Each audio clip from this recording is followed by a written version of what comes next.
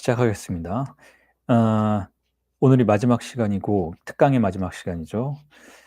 자, 오늘 좀 갈 길이 먼데 설명이 안 된 부분도 많고 해서 일단은 바로 본문으로 들어가겠습니다. 지난주에 나누어 드린 본문 계속 보시면 됩니다. 그리고 오늘 나누어 드린 본문은 조금 뒤에 대학 담화를 다루는 부분에서 제가 텍스트를 바꾸라고 말씀을 드리겠습니다. 자, 지난주에 주인 담화에 대해서 이야기를 했었죠. 주인 담화는 모든 담화의 출발점이라고 말씀을 드렸죠. 상징계의 출발점이 주인 담화입니다. 자, 그리고 주인 담화는 상징계의 출발점이기에 앞서서 언어 자체의 출발점이라고 할 수가 있죠. 담화라는 것 자체가 이미 말씀드렸던 것처럼 언어학에서 말하는 그런 소통과 의미 생산의 기능 외에 다른 더 중요한 부분이 있다라는 관점에서 락강은 언어학에 접근하고 있고, 그러한 언어학의 락강적 언어학의 결과물로서 담화 이론이 지금 여러분들에게 제시되고 있는 것인데, 자, 거기서는 권력 관계가 중요하다고 얘기했고, 또 권력 관계뿐만 아니라 그보다 더 중요한 것은 그 안에서 생산되는 쾌락이라고 말씀을 드렸고, 그 쾌락을 요구하거나 설명을 요구하거나 그 요구에 대한 대답이 제시되는 방식, 자, 그런 방식의 관계의 문제가 담화 구조에서 본질적이라고 말씀드렸죠. 그러니까 지금 말씀드리는 이 담화의 개념이라는 것은 어떤 의미에서는 언어학과 이미 말씀드렸던 것처럼 커뮤니케이션 이론과는 전혀 다른 관점에서 언어적인 차원의 인간을 탐사하는 그러한 이론이라고 이해하셔야 한다고 말씀을 드렸어요. 그러니까 이 담화 이론이 어떻게 정신분석에서 중요한지 여러분들은 충분히 이해하실 수 있어야 한다는 것이죠. 자, 정신분석에서 심리상담을 포함한 모든 영역에서 인간의 마음을 다루는, 그리고 그 중에서도 특히 정신분석은 무의식을 다루는 그러한 접근에 있어서 언어의 중요성은 아주 핵심적이라는 것이고, 자, 그 언어의 중요성이 핵심적이라는 것은 결국 여러분들이 알고 있는 모든 심리 상담이 말로써 치료하는 과정이라는 것을 염두에 두신다면 충분히 이해하실 수 있을 거예요. 언어라는 건 아주 중요하다라는 것이죠. 그런데 언어는 의미의 전달과 소통 이전에 다른 무언가에 의해서 기능되고 있다라는 것, 기능하고 있다라는 것, 다른 어딘가에서 기능하고 있다라는 것을 우리가 이해하는 것이 상담의 영역에서는 아주 중요한 의미를 갖게 된다는 것이고, 자, 그리고 심지어 정신분석에서는 우리의 신체가 언어에 의해서 분절된다라는 그러한 출발점을 가지고 있다는 것이죠. 언어에 의해서 우리의 신체가 분절된다는 것은 억압의 이론이기도 했고, 또한 그 분절된 상태에서 어떻게 신체가 쾌락을 언어에 의한 쾌락을 생산하는지에 대해서도 주목하게 만드는 그런 이론이라는 것을 이해하셔야 한다는 거죠. 그러니까 언어가 아주 중요하다는 거예요. 언어는 우리의 공동체와 우리의 가족 공동체와 우리의 국가 공동체 혹은 우리 자신의 개인적인 삶의 영역에서도 우리 자신의 존재를 규정하고 우리가 삶을 사유하고 또한 우리의 신체를 활용할 수 있는 다양한 가능성들을 제시해 주는 것이라고 이해하셔야 한다는 것이죠. 그러니까 언어의 중요성은 아무리 강조해도 모자람이 없다라는 것인데, 자, 그런데 언어의 중요성이 그렇게 아무리 강조해도 모자람이 없다면, 자, 그 언어가 어떻게 구조화되어 있는지, 우리가 그 구조화 내부에서 어떻게 우리의 쾌락을 추구하는지를 지금 이 네 개의 담화 이론은 제시해주고 있다는 것. 자, 그걸 여러분들이 이해하시고 이것이 어떻게 정신분석 상담 이론과 직결되는 문제인지를 항상 염두에 두시면서 강의를 들어오셨고, 오늘 강의도 그렇게 들어주셔야 한다는 것을 말씀을 드리면서 강의를 시작하겠습니다. 자, 주인 담화라는 것은 그 모든 담화의 출발점이라는 거예요. 그것은 주인 담화라는 것은 말해질 수 없는 것이 말해지기를 요구하는 담화라고도 이해할 수가 있는 것이죠. 말해질 수 없는 것은 S1에 의해서 표시되죠. 그게 우리의 신체입니다. 신체는 언어가 아니니까 신체는 말해질 수 없어요, 사실은. 말해진다면 그건 다른 것이 되어버리죠. 자, 그럼에도 불구하고 말해질 수 없는 것이 말해지기를 요구하는 담화가 주인 담화라는 것이죠. 그렇게 해서 S1에 의해서 첫 번째 언표에 의해서 존재가 표지되고 말해지기를 요구하지만 그에게 돌아오는 것은 무엇인가요? 의미의 세계인 것이죠. 그게 S2라는 거예요.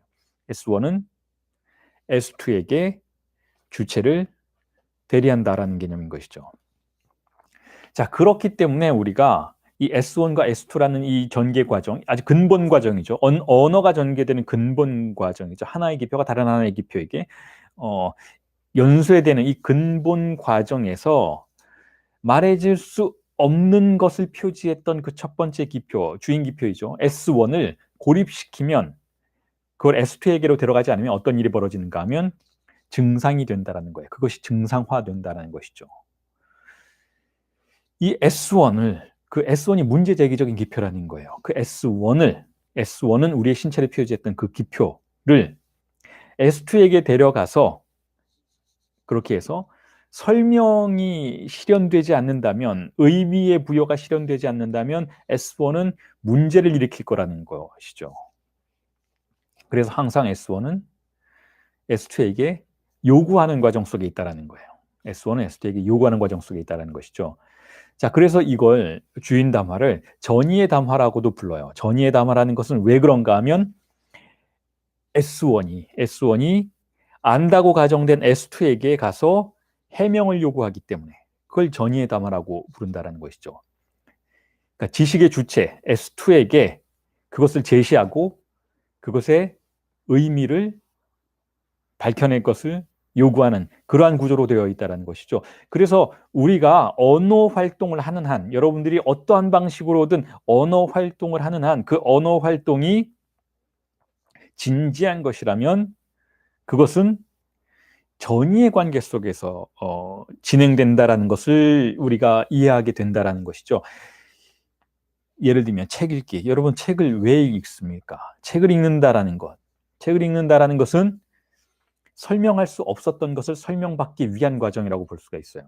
우리가 그 책에서 제시되는 모든 이론들이나 모든 의미들을 속속들이 알고 있다면, 우리가 모르는 게 없다면 사실은 책을 읽지 않죠. 책을 읽을 필요가 없지 않습니까?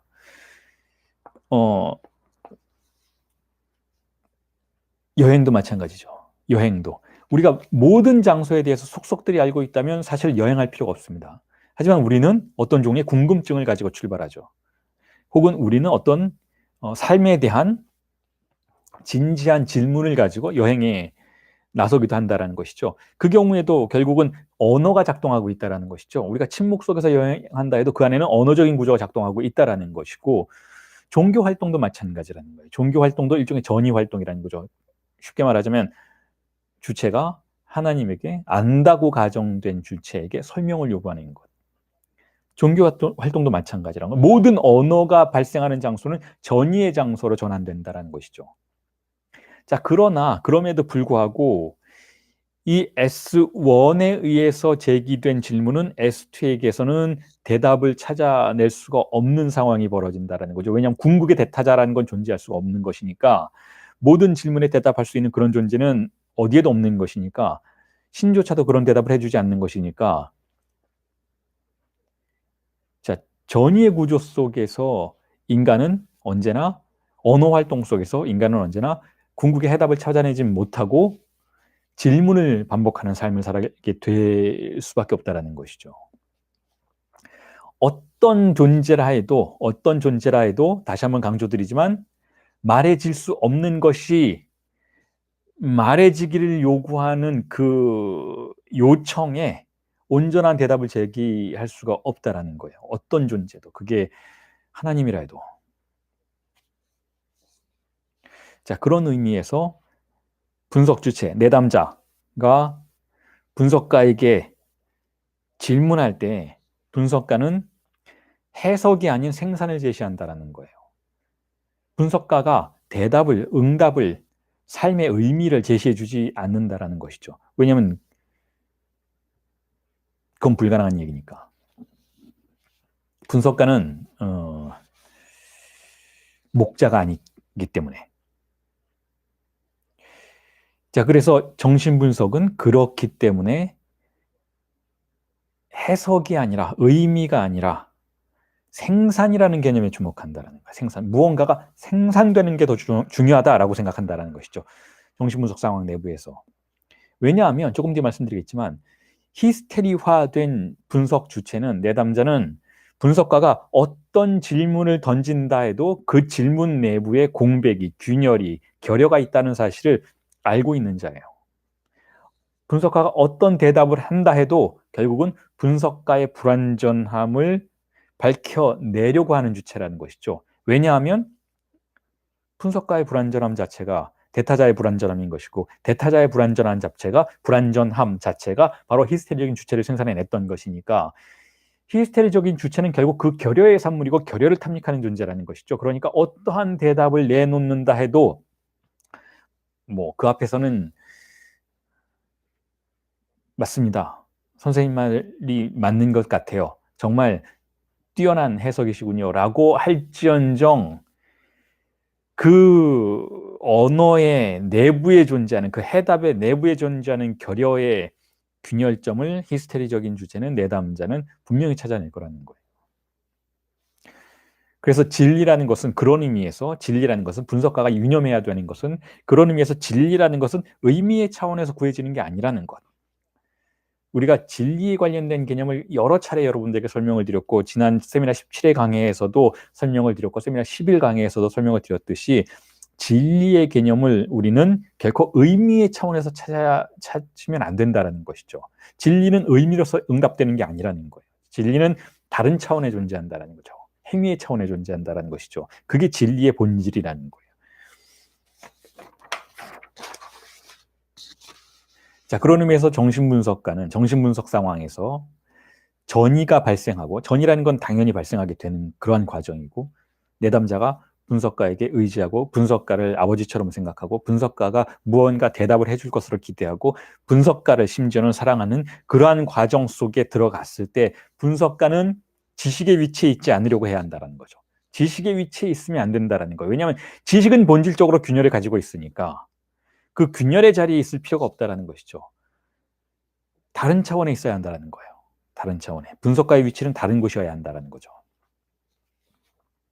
왜냐하면, 다시 한번 강조드리지만, 왜냐하면 히스테리적인 주체는, 히스테리화된 주체는, 정신분석 상황에서 내담자는, 분석 주체는 히스테리화 되어야 한다라고 우리가 설정을 해 놓았잖아요. 정신분석의 시작이 그렇게 시작된다라고 우리는 이해하고 있는 것인데, 그 히스테리적인 주체는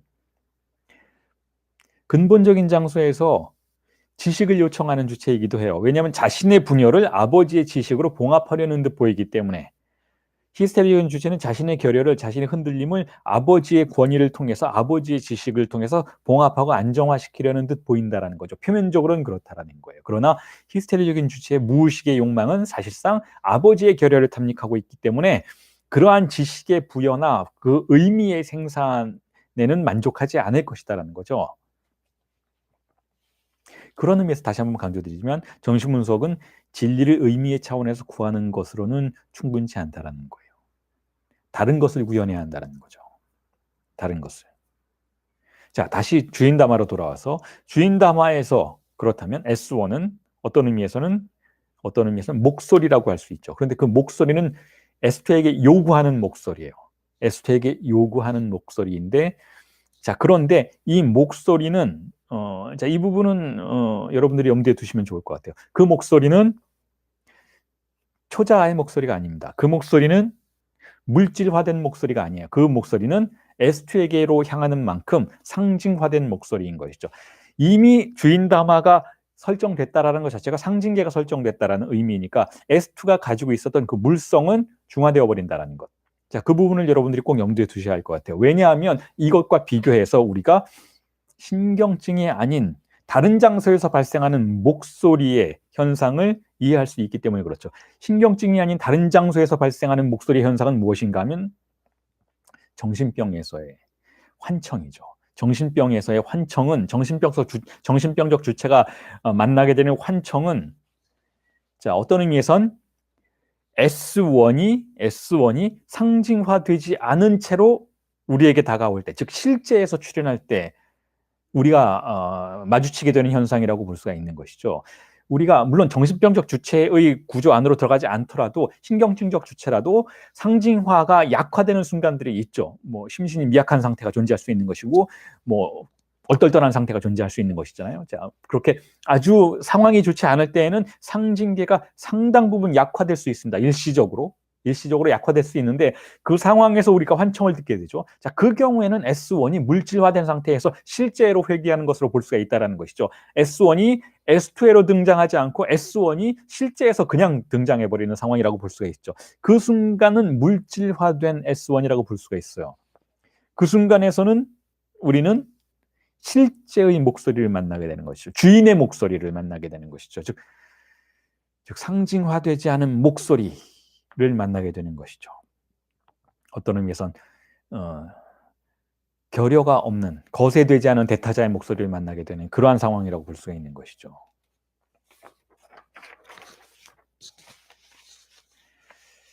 자, 그래서 주인기표는 그런 의미에서 주인담화는 그런 의미에서 S1과 S2로 일단 두 부분으로 나뉘어져 있다라고 우리가 이해할 수 있는 것이고, 주인기표에서 의미를 생산하는 작업을 해내야 하는 장소는 S2의 장소라는 것.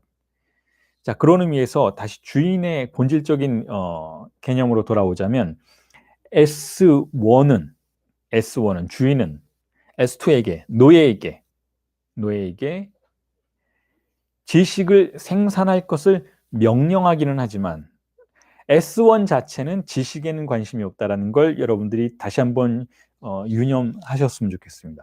S1은 지식에는 관심이 없다라는 거예요. 조금 전에 말씀드렸던 그 환청의 세계에서 S1이 발화된다 해도 그 S1이 정확한 의미를 우리에게 가져다 주지는 않아요.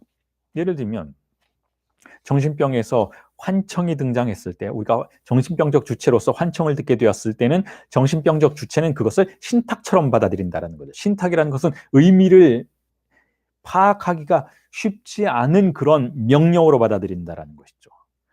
그래서 정신병적 주체는 그 환청에 의미를 부여하려고도 하고 그 환청에 합리적인 설명을 덧붙이려고도 하지만 그게 제대로 이루어지지 않는 것이죠. 왜냐하면 정신병적 주체의 상징계는 의미의 안정적인 생산이 취약한 그러한 상황 속에 빠져 있으니까. 그 대표적인 사례를 우리는 소크라테스에게서 발견하죠. 소크라테스가 분명히 신탁을 받고 내려와요. 신탁을 받고 내려오는데 그 신탁이 어떤 의미에서는 우리가 알아듣기 쉬운 의미일 수도 있지만 어떤 의미에서는 소크라테스로서는 이해하기 쉽지 않았던 언표였던 것이죠. 그게 무엇인가 하면 소크라테스 내가 아테네에서 가장 현명한 자다라는 것. 자, 이 문장이 소크라테스에게 문제를 일으켰던 거예요. 이 S1이 소크라테스에게 이 목소리가 문제를 일으켰던 것이죠. 이해할 수가 없었던 거. 왜 내가 가장 뛰어난 자인지, 내가 왜 가장 현명한 자인지 스스로조차 받아들일 수가 없었던 것이고 이해할 수 없었던 것이고 정말 그런지 아닌지에 대해서 망설이게 됐다는 것이죠. 그래서 그걸 증명하기 위해서 소크라테스가 철학을 하기 시작했다는 거야. 소크라테스 본인의 이야기에 의한다면. 그게 아니라는 걸 증명하기에 나보다 더 뛰어난 자가 있지 않을까라는 의심을 갖고 소크라테스는 변증론을 시작했다라는 거죠. 변증론은 논박을 통해서 상대방이 맞는지 아닌지를 밝혀내는 것. 자기가 틀리고 상대방이 맞았다라는 걸 밝혀내면 이 신탁이 가장 현명한 자라는 신탁이 반박될 수 있겠죠. 자, 이 과정 속으로 들어가는 소크라테스는 S1을 신탁으로 받았고 S2는 논박의 과정 속에서 아테네를 누비면서 스스로 발화했던 그 모든 담화들, 자신과 논박했던 상대방들의 담화들을 포함하는 그러한 구조라고 할 수가 있는 것이죠. 자, 어쨌든 신탁이 내려질 때에는 S1이 내려질 때에는 그 신탁을 내리는 주체는 그 S1의 범위 내부에서는 지식이 형성되지 않는다라는 건 지식이 아니라 명령이라는 것이죠. 그래서 주인은 지식의 담지자가 아니라 신탁의 발화자라고 표현하는 거예요. 주인은 그렇다라는 것이죠. 주인은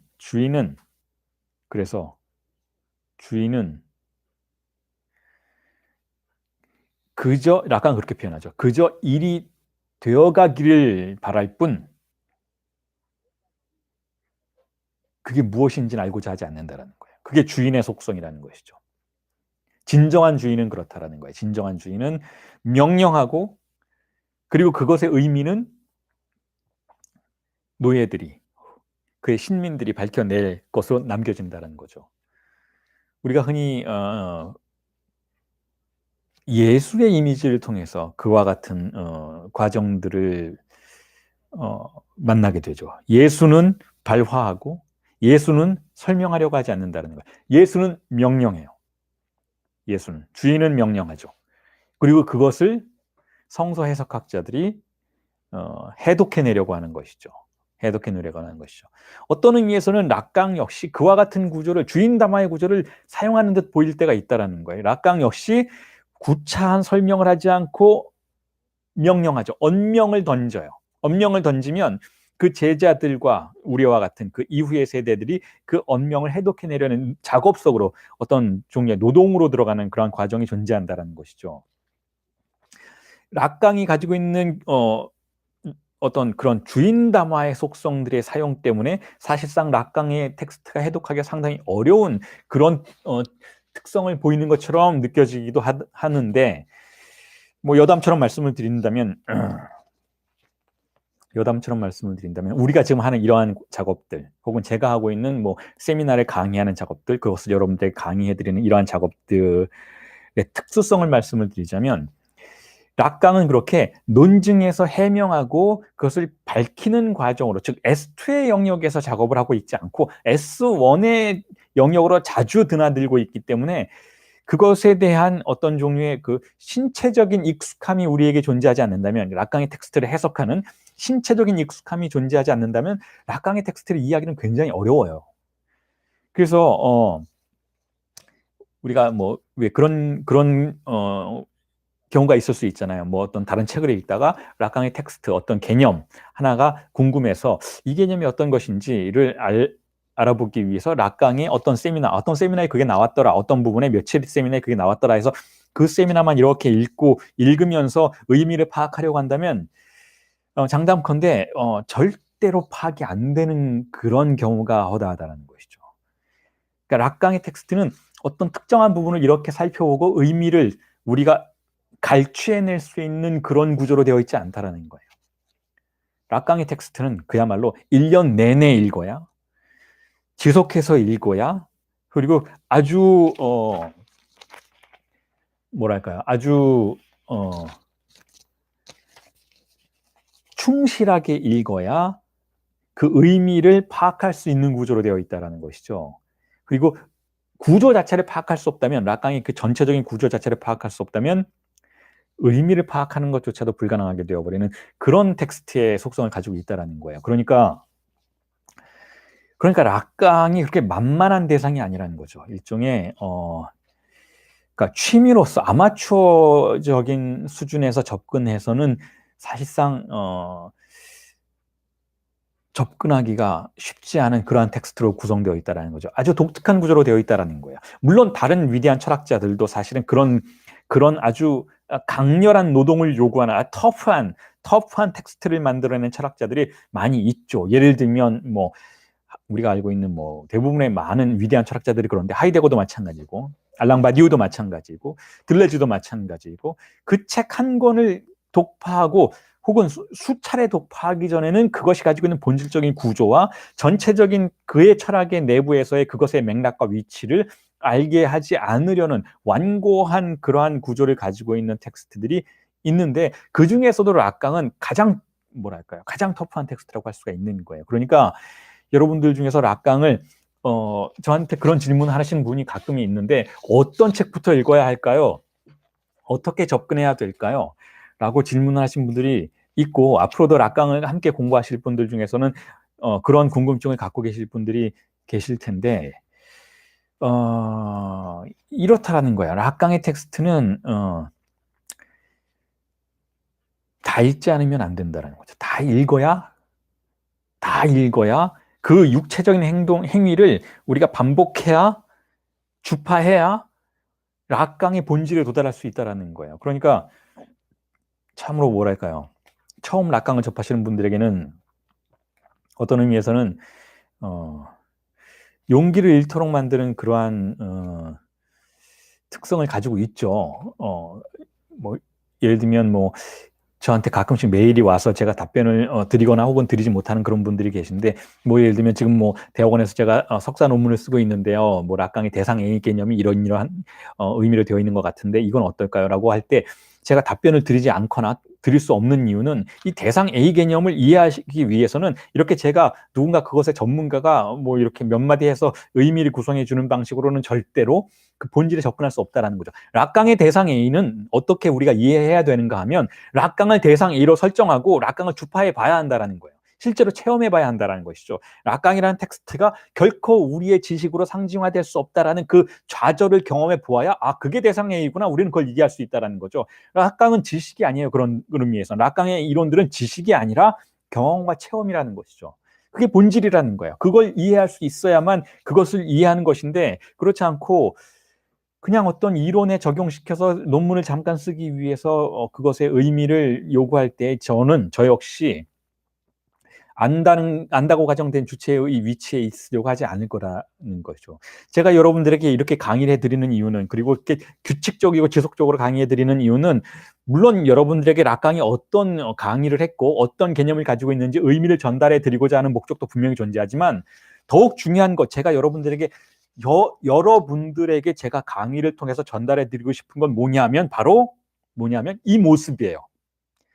이 모습, 노동하는 모습이라는 것이죠. 락강이라는 대상 A와 맞서서 노동하는 연구자의 모습이에요. 이게 락강이 원했던 것, 이게 락강이 자신의 텍스트와 마주했을 때 우리에게 보고자 했던 모습이라는 거죠. 이걸 보여드리는 거예요. 이걸.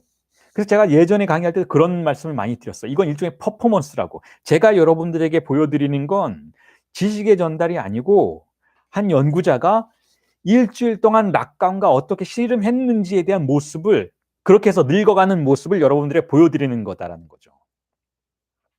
그래서 제가 그런 말씀도 많이 드렸잖아요. 앞으로 30년 남았다. 제가 이제 50살이 됐습니다. 51세가 됐네요. 이제 51세가 됐으니 80살까지, 락강이 80에 죽었으니까 80살까지 저도 락강과 싸우고, 락강이 프로이트와 싸웠던 것처럼 락강과 투쟁하고 티격태격하고 락강을 해석해서 매일매일 락강과 함께 지냈던 모습을 보여드린다면, 자, 그걸로 됐다라는 거예요. 그게 락강을 강해한다라는 것의 의미이고 어떤 학문을 실천한다라는 것의 의미라는 것이죠. 자, 여담이 좀 길었는데 다시 돌아와서 자, 여러분들에게 말씀을 드리자면, 주인기표는 그런 의미에서 주인은 일이 되어가기를 바랄 뿐, 그것이 어떤 의미를 갖는 것인지, 그것이 어떤 욕망의 구조와 연결되는 것인지에 대해서는 무심하다라는 거예요. 그런 의미에서 S1은, 이 주인기표는, 이 기표라는 것은 어떤 의미에서는 모호함의 절정이라고 볼 수가 있어요. 모호함의 절정. 그리고 락강이 자신의 이론을 자꾸만 S1의 쪽으로, 그 주인 담화의 쪽으로 이동시키려고 했던 이유 중에 하나는 자신의 담화를 모호하게 만들므로써 자신의 담화가 의미라고 하는 한계 안에, 유한성의 한계 안에 갇히게 되는 것을 피하기 위한 목적을 가지고 있었다라는 것이죠. 자신의 이론들이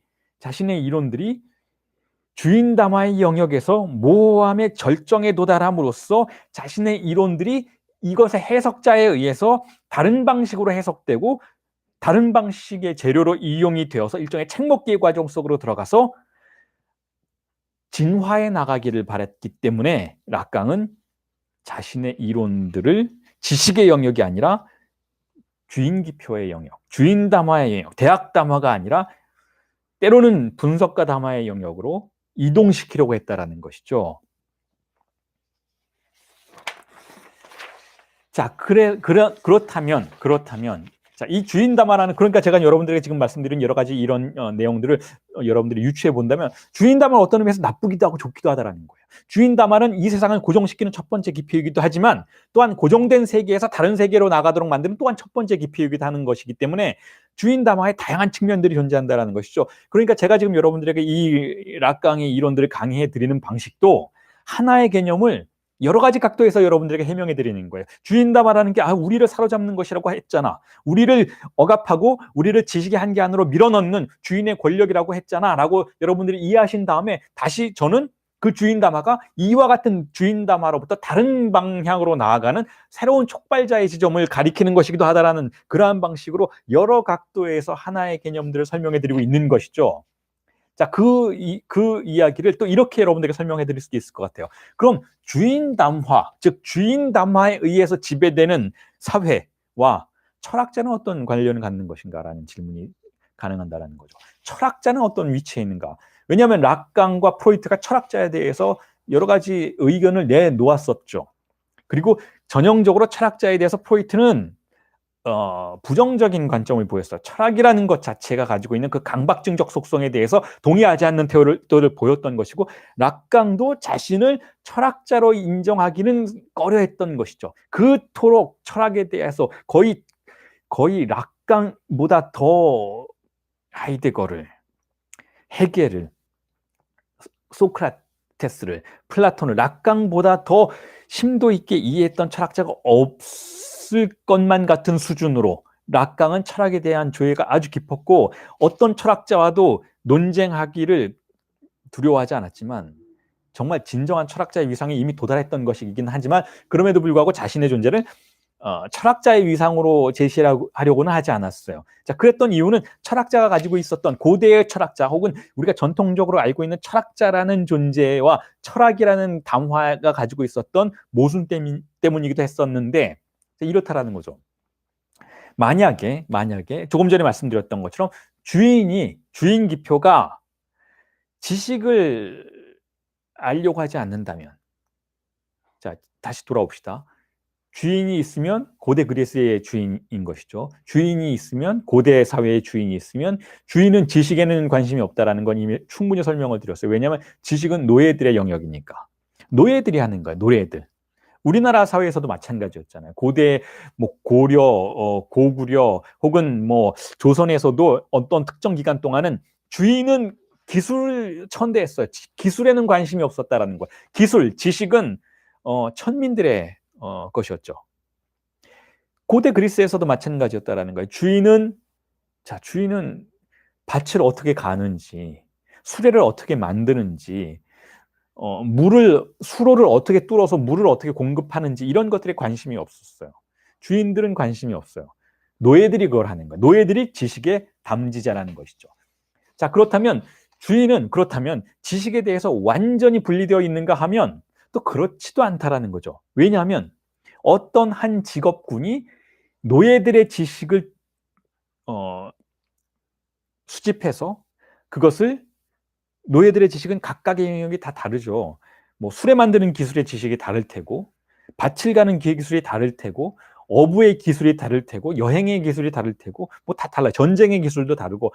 자, 각각의 노예들이 하고 있는 그 영역에서, 범주에서 지식들은 각각의 개별성을 가지고 있는데, 어떤 직업군의 인물들이, 어떤 존재들이 그 지식들을 다 한데 모아서 보편화시켜요. 그리고 그것을 추상화시키죠. 추상화시켜서 그것을 일종의 한 발짝 떨어져서 세상을 바라보는 그런 유형의 지식으로 만들죠. 자, 그게 바로 메타피직이라는 거예요. 각각의 피직의 세계에서 있는 기술들을 거기에 집중하지 않고 한 발 뒤로 떨어져서 메타적 관점에서 지식들을 다 수집하고, 그 지식들을 보편적으로 쭉 일관성 있게 만든 다음에, 하나의 지식으로 만든 다음에 그걸 왕에게 가져가는 거예요. 주인에게 가져가는 것이죠.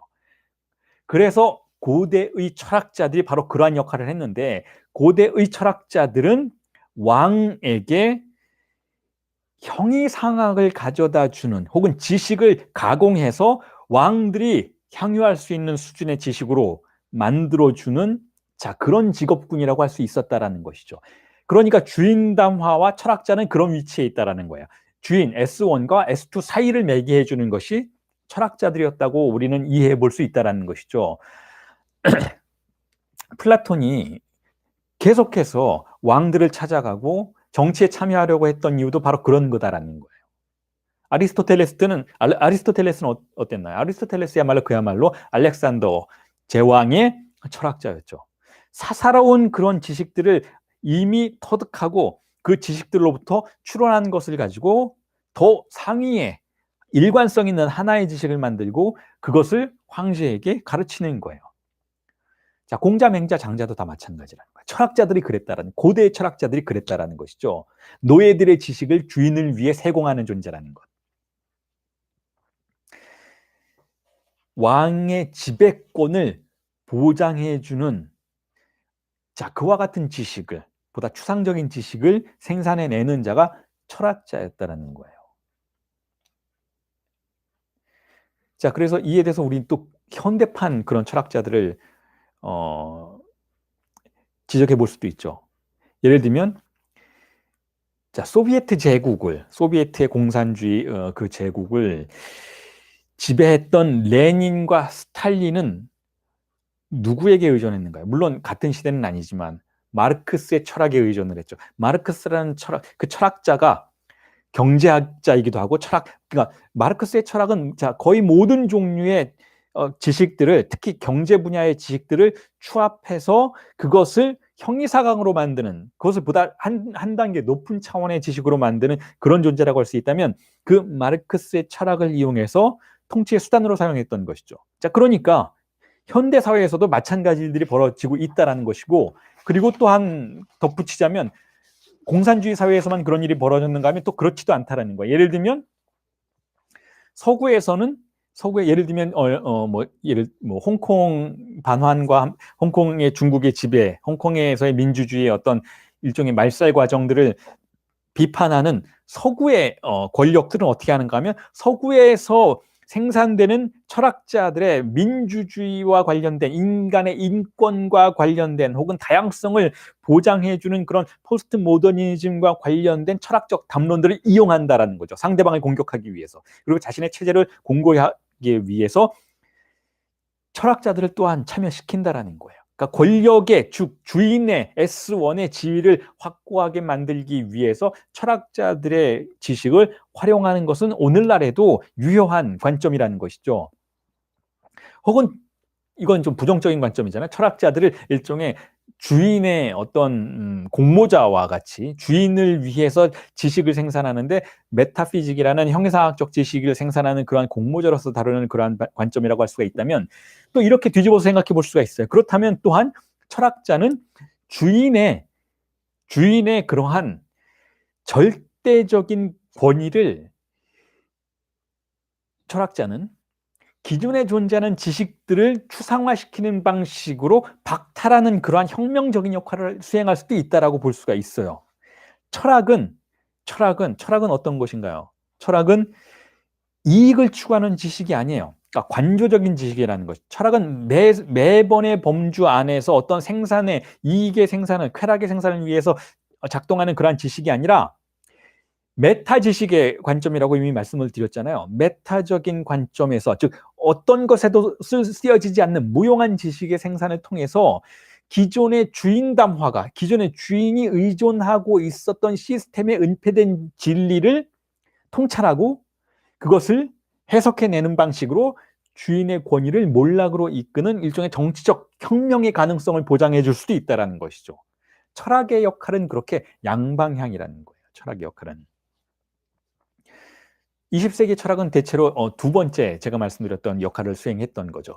20세기 철학은 어떻게 이데올로기적인 권력이, 즉 주인 기표가 어떻게 자신의 아우라를 통해서 작동하는지, 거기에는 어떤 근본적인 토대도 존재하지 않는지, 어떤 이론도 어떤 합리성도 존재하지 않고 그냥 우리 모두가 믿기 때문에 그것이 권위를 갖게 되는 상황 속에서 권위를 행사하고 세계를 지배하는지, 자, 그것을 20세기 철학은 분석하고 폭로하고 그것의 권위를 실추시키는 방식으로 혁명적인 역할과 기능을 해 주었던 것이 사실인 거죠. 일종의 주인 기표가 가지고 있는 속성, 즉 자가 인증이라는 속성, 자기가 자신을 인정해버리는 속성인 것이죠. 이 자가 인증이라는 주인 담화의 이데올로기적인 속성을, 그 지식이 아닌 비지식의 권위를, 그 신화라고 우리가 부를 수 있는 그것을, 롤랑 바르트가 그걸 신화라고 불렀죠. 신화라고 부를 수가 있는 그것을 일종의 메타적인 지식의 전개를 통해서 폭로한다라는 거예요. 그러니까 주인과 노예 사이에서 권력과 지배자와 피지배자 사이에서 공유되고 있는 절대적인 초월성에 대한 믿음을 메타적인 형이상학적인 지식의 전개를 통해서 폭로하는 그러한 과정을 보여주는 게 또한 혁명적 철학의 특성이라고 할 수 있는 것이죠.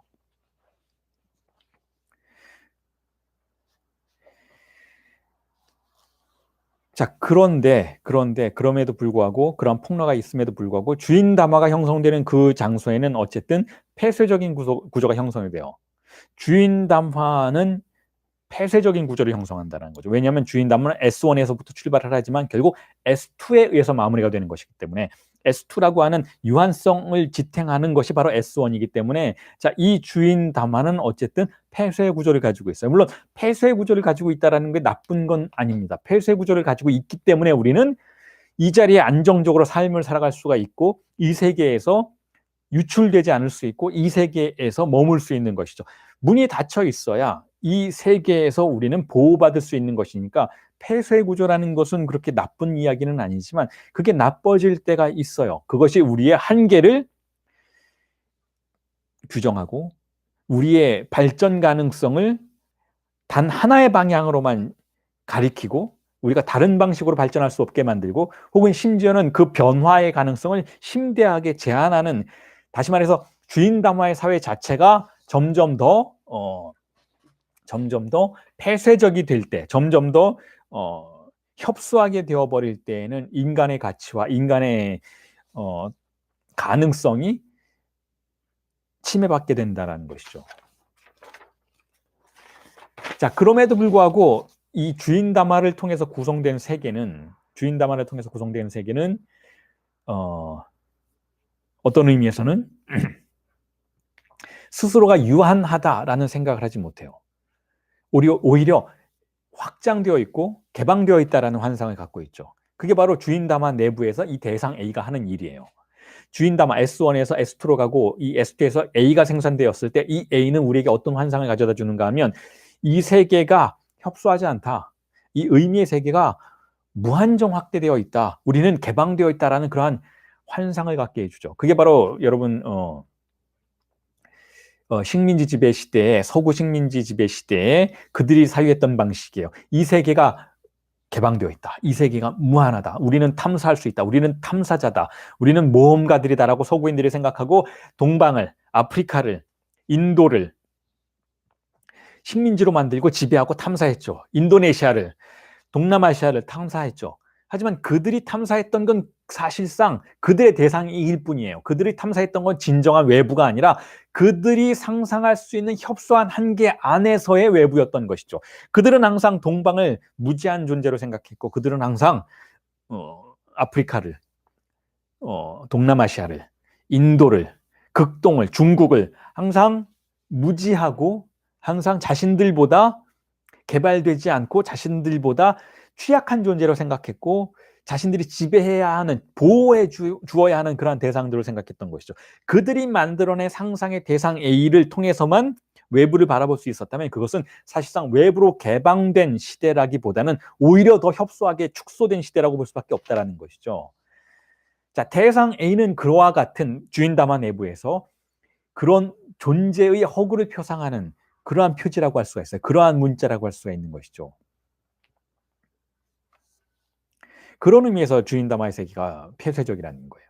주인 담화의 세계 내부에서 생산되는 그 대상 A는 결코 진정으로 주인 담화의 외부로 나아갈 수 있도록 해주는 외부성이 아니라는 것이죠. 대상 A는 실제인 것이잖아요. 실제인 것은 어떤 의미에서는 외부라고 할 수가 있는데, 대상 A라는 그 실제가 가지고 있는 무한성을 주인 담화는 축소시키고 제한하려고 한다는 거죠. 심지어는 대상 A를 통해서 우리는 어떤 과정 속에 들어가는가 하면, 사실상 주인 담화를 통해서 우리가 계시되는 걸 상징계라고 여러분들에게 이미 말씀을 드렸으니까, 자, 그 상징계를 통해서 우리는 어떤 삶을 살아가나요? 극도로 추상적인 삶을 살아가죠.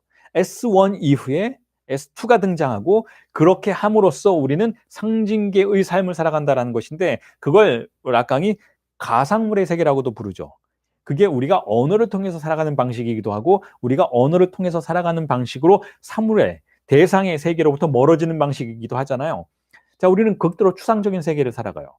자, 그럼에도 불구하고 이 주인 담화 내부에서 작동하는 이 A라는 것이, 이 대상 A라는 것이, 이 잉여 향유라는 것이 어떤 환상을 가져다 주는가 하면 우리가 살고 있는 세계가 실제를 건드리고 있다라는 환상을 가져다 준다라는 것이죠.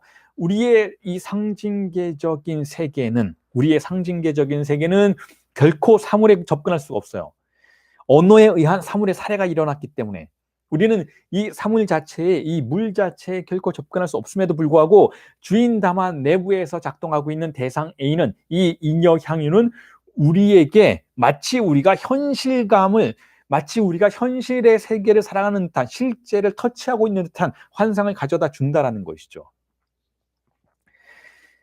그게 바로 여러분들이 혹은 저 역시도 마찬가지로 여행을 갔을 때 어떤 대자연 속에 포함되었을 때 느끼는 감각이에요. 여행 상품의 그 팜플렛을 보십시오. 우리가 예를 들어서 흔히 우리에게 제시되는 여행 팜플렛 혹은 그 광고의 이미지가 이런 거잖아요. 도시에서의 삶에 찌든 현대인들이 자연과 만나고 자연에서의 그 동물들과 소통하고 자연의 식물들과 자연의 그 대자연의 품에 안겨서, 어머니와 같은 대자연의 품에 안겨서 단 며칠간만이라도 도시의 이 추상적이고 이 복잡한 삶을 잊게 만들어 준다라고 우리에게 제시되는 그 여행 상품 산업의 구조가 바로 대상 A의 구조라는 거예요. 우리는 그걸 보고 우리가 살고 있는 이 상징계의 세계로부터 잠시나마 벗어날 수 있을 것 같다라는 환상을 갖게 되죠. 그리고 여행 상품을 구입하고 여행을 떠나게 되죠.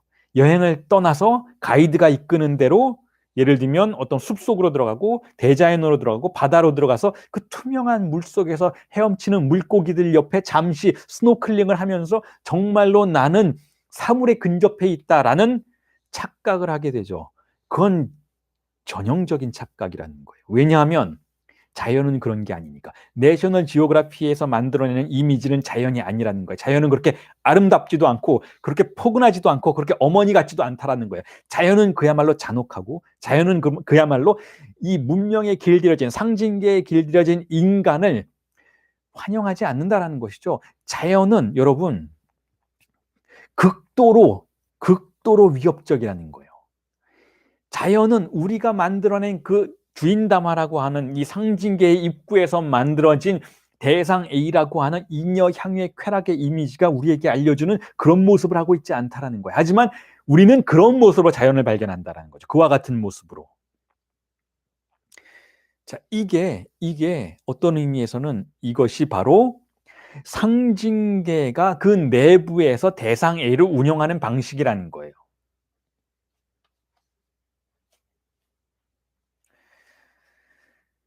상징계가 그 대상 A의 내부에서 그 내부에서 대상 A를 운영하는 방식이라는 것은 결국 상징계가 바로 주체를 대상 A와 연결짓는 방식이라는 것이죠. 그 연결짓는 방식이 바로 환상의 공식인 것이고, 환상의 공식의 관계 구조는 바로 마른 목걸이죠. 환상 구조라는 거예요. 우리는 환상을 통해서만 대상 A와 연결된다는 것이죠. 물론 이 대상 A의 바로 뒤에는 실제가 있어요. 그래서 이 대상 A의 위치를 리토갈이라고 부르죠. 리토갈이라는 것은 무슨 뜻인가 하면 연안적이란 뜻이에요. 이 대상 A 바로 뒤에는 분명 실제가 있기는 있어요. 여러분들이 여행을 떠나서 그 가이드를 따라서 숲속으로 들어가고 바닷속으로 들어가서 스노클링을 하다 보면 그 아름다운 그 바다에 반짝이는 그 파란 물결 뒤에는 상어가 있다라는 거예요. 하지만 가이드의 안전한 보호 아래서 우리는 그 뒤쪽으로까지는 가지 않는 것이죠. 그 뒤쪽에는 그 지역에서 살고 있는 아주 극도로 가난한 사람들의 빈민굴이 존재한다라는 거예요. 하지만 가이드는 거기까지는 못 가도록 우리를 쓱 보호해 주는 것이죠. 대상 A에 근접하면 그 바로 뒤에는 실제가 있어요.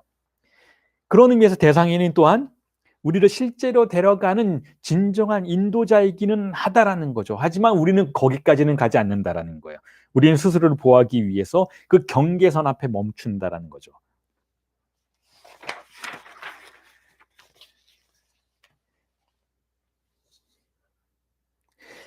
지금까지 여러분들에게 말씀드렸던 것이 자, 주인담화의 구조라고 한다면 자, 이제 대학담화에 대해서 말씀을 드리겠습니다. 대학담화는 주인공의 자리, 자기네 자리에 S2가 있다라는 것을 이미 말씀드렸어요. 자, 이제 오늘 나누어야 된 텍스트로 넘어가십시오. 대학담화는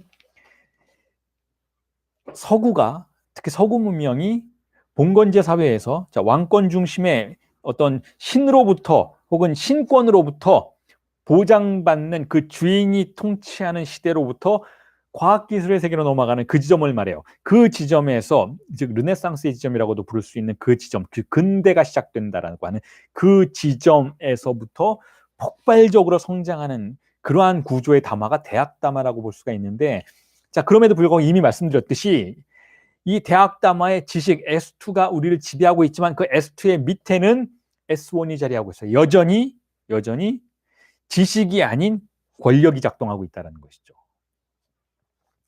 자, 그리고 이 대학담화는 대상 A를, 즉 잉여 향유를, 즉 모호함을 분절하려고 해요. 모호함을 지식으로 판단하려고 하죠. 한계 지으려고 한다는 것이죠.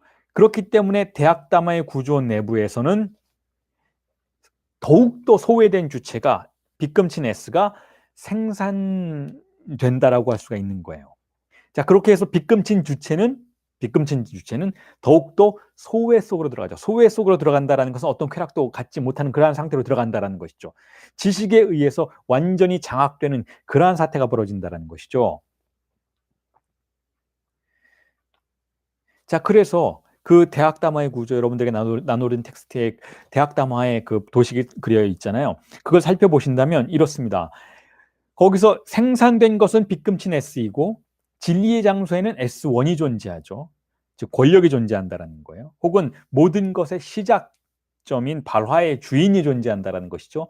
자, 그런데 이미 여러분들에게 구조를 통해서 설명을 드렸듯이 이 생산자의 생산된 것의 위치, 빗금친 S의 위치는 진리의 위치와 어떠한 직접적인 관련성을 맺을 수가 없어요. 자, 이 관련성을 맺을 수 없는 유일한 두 장소이죠.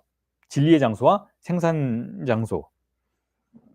자, 그렇다면 우리는 S1과 빗금친 S가 서로 관련을 가질 수 없다는 것을 알게 되는 것이죠. 이게 대학담화의 특성이라는 거예요.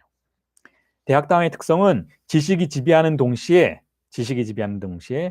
소외된 주체가 생산되는 것도 맞지만 그렇게 생산된 소외된 주체, 우리 자신이 S1과 멀어지는, S1으로부터 유리되는 그러한 사태를 맞이하게 되는 것이 가장 중요한 특성이라는 거예요. 즉 우리는 빗금친 주체는 S1을 가질 수가 없다는 거예요. S1은 뭐예요?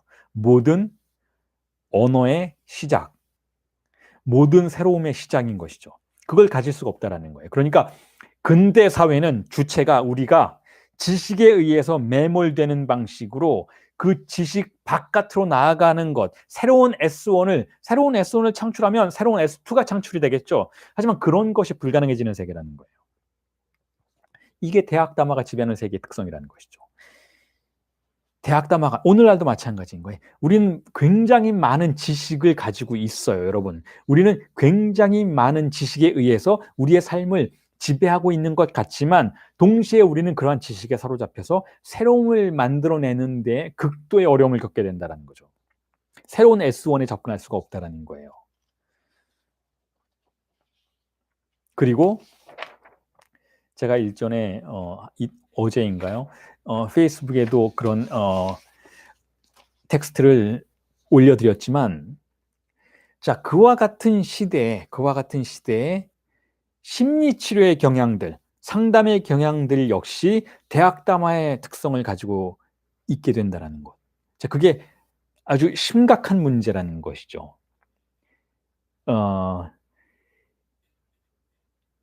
상담사가 자신이 가지고 있는 지식을 통해서 내담자의 대상 A를 포획하려고 해요. 정신의학도 마찬가지죠. 정신과 의사가 자신이 가지고 있는 지식, 진단 체계를 가지고 내담자, 정신과를 찾아온 그 환자의 증상을 명명하고 지식의 한계로 안으로 가지고 들어오려고 한다는 것이죠. 그렇게 함으로써 그 환자의 증상은 S2의 세계의 한계 내부에 갇혀버리게 되고 그 내담자는, 그 환자는 자신의 삶을 새롭게 발전시켜 나아갈 수 있는 새로운 언어애로의 접근을 차단당한다라는 거예요. 그래서 여러분, 그래서 굉장히 많은 환자들이, 내담자들이 결국은 분석 주체가 되려고 하는 경우를 흔히 발견하게 되는 것이죠.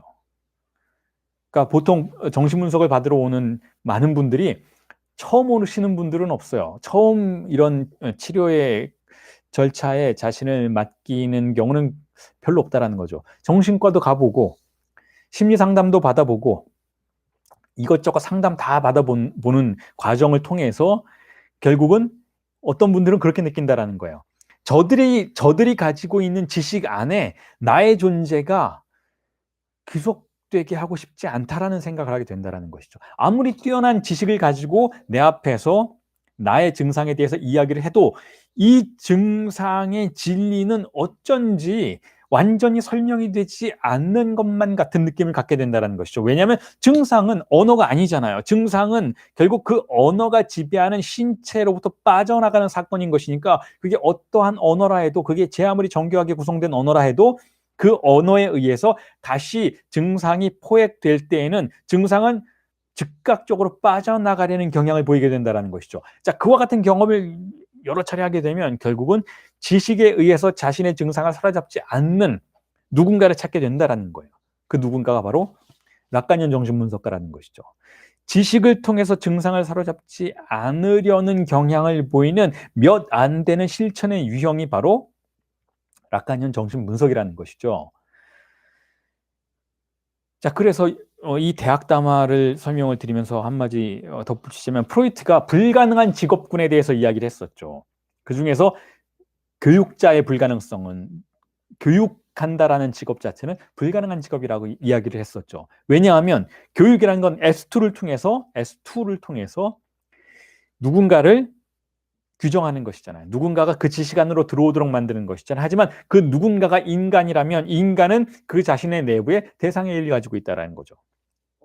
빠져나가는 충동을 가지고 있다는 것이죠. 그러니까 결국 대상 A는 결코 상징화될 수 없다, 결코 교육될 수 없다라는 그러한 논점에서 프로이트는 교육자가 불가능한 직업 중에 하나라고 이야기를 했던 것이죠.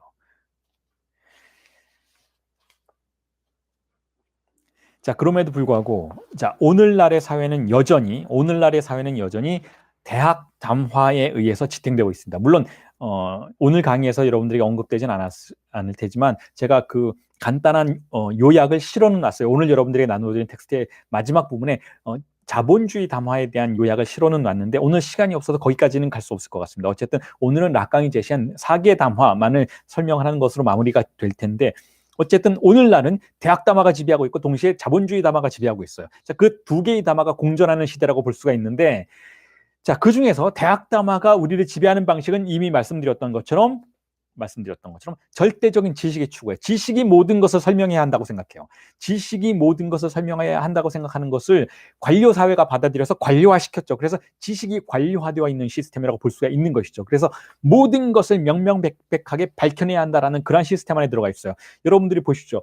지금 얼마나 많은 CCTV가 우리를 감시하고 있는지, 얼마나 많은 정보의 규정과 정보의 수집이 공익의 이름으로 실행되고 있는지를 보라는 거예요, 여러분. 그 많은 정보와 그 많은 데이터가 수집되어서 결국은 우리의 존재의 저 밑바닥까지 남김없이 분석하고 남김없이 이해하고 있다고 생각하지만, 그럼에도 불구하고 여러분, 21세기에는 더 많은 사람들이 자신의 존재의 불안에 대해서 토로하고 있고, 더 많은 사람들이 광신적인 종교에 자신의 몸을 내던지고 있어요. 왜 그럴까요?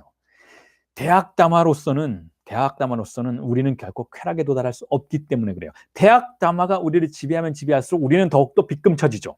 대학담화의 구조가 그렇잖아요. 우리는 점점 더 소외된 주체로서 생산된다는 거죠. 우리가 소외되면 소외될수록 우리는 잉여 향유를 탐닉하게 된다는 거죠. 여러분들에게 제가 피보나치의 수열을 설명드리면서 말씀을 드렸잖아요. 우리의 상실은 배가 돼요. 대학담화의 시대에는 더 많은 상실이 일어납니다. 우리의 주입상실은 더욱더 빼앗겨요. 우리는 일을 상실하고 우리는 다른 일을 원해요. 그걸 보상받기 위해서. 하지만 또 다른 일을 대학담화의 세계에서는 결코 우리에게 약속해 주지 않는다는 거죠.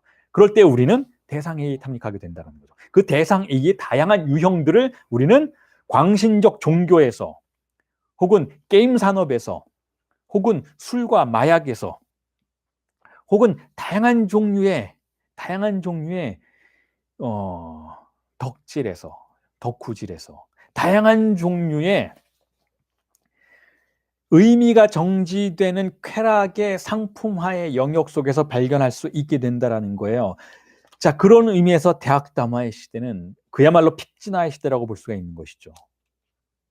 대학담화의 시대는 우리에게 S1으로 나아가서 우리의 삶을 새롭게 구성해내고 자발적으로 우리가 우리 자신의 인생을, 우리 자신의 항로를 창조해낼 수 있는 가능성을 철저하게 차단하는 시대라는 거예요. 그게 우리가 살고 있는 현재의 시대라는 것이죠. 왜 이렇게, 여러분, 물론 지금 이제 코로나 시대이기 때문에 좀 예외적이긴 하지만 그럼에도 불구하고 왜 이렇게 우리가 더욱더 부유해질수록 우리가 더 많은 지식을 갖게 될수록 우리는 우리 자신에 대해서 더 알 수 없게 되는가? 왜 우리는 우리 자신에 대해서 더 알 수 없고 더 알 수 없는 그 모호함과 그 질문들과 그 물음표를 신에게 혹은 뭐 사주팔자를 보는 분에게 혹은 박수무당에게 혹은 무슨 무당에게 혹은 왜 분석가에게 혹은 왜 상담가에게 요구하는, 더 많이 요구하는 시대가 되었는가라는 걸 고려해 보아야 한다는 거예요. 왜 지금 한국 사회에선 이처럼 폭발적으로 상담에 관련된 산업이 증가하고 있는가? 질문해 봐야 한다는 것이죠. 그리고 정신분석 역시 그러한 덫으로부터 자유롭지가 않다라는 거예요.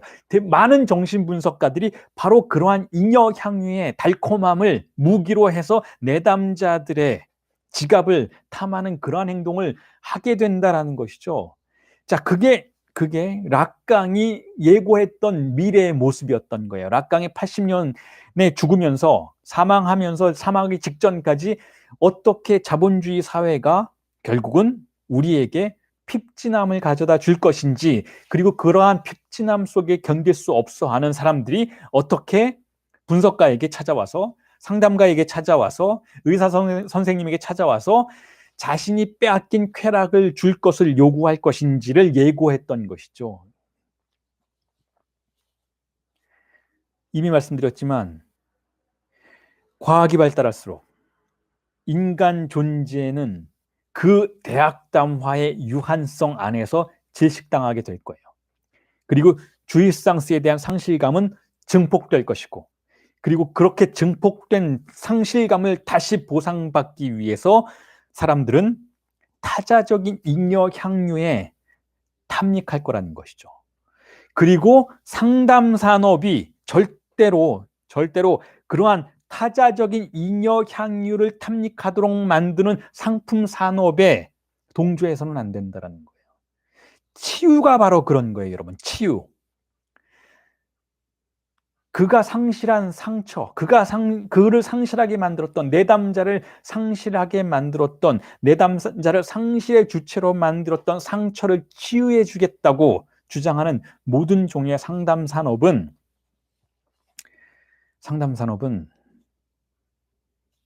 일종의 사기라는 거죠. 그거야말로 사기라는 거예요.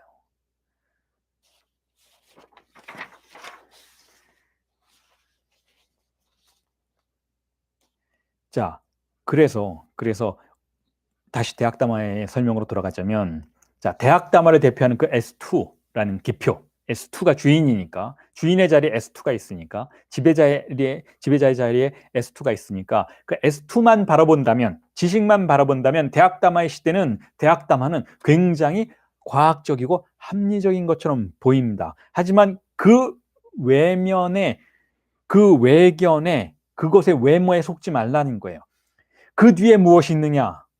S1이 있다라는 것이죠. S1은 폭력의 기표이고 권력의 기표라는 거예요.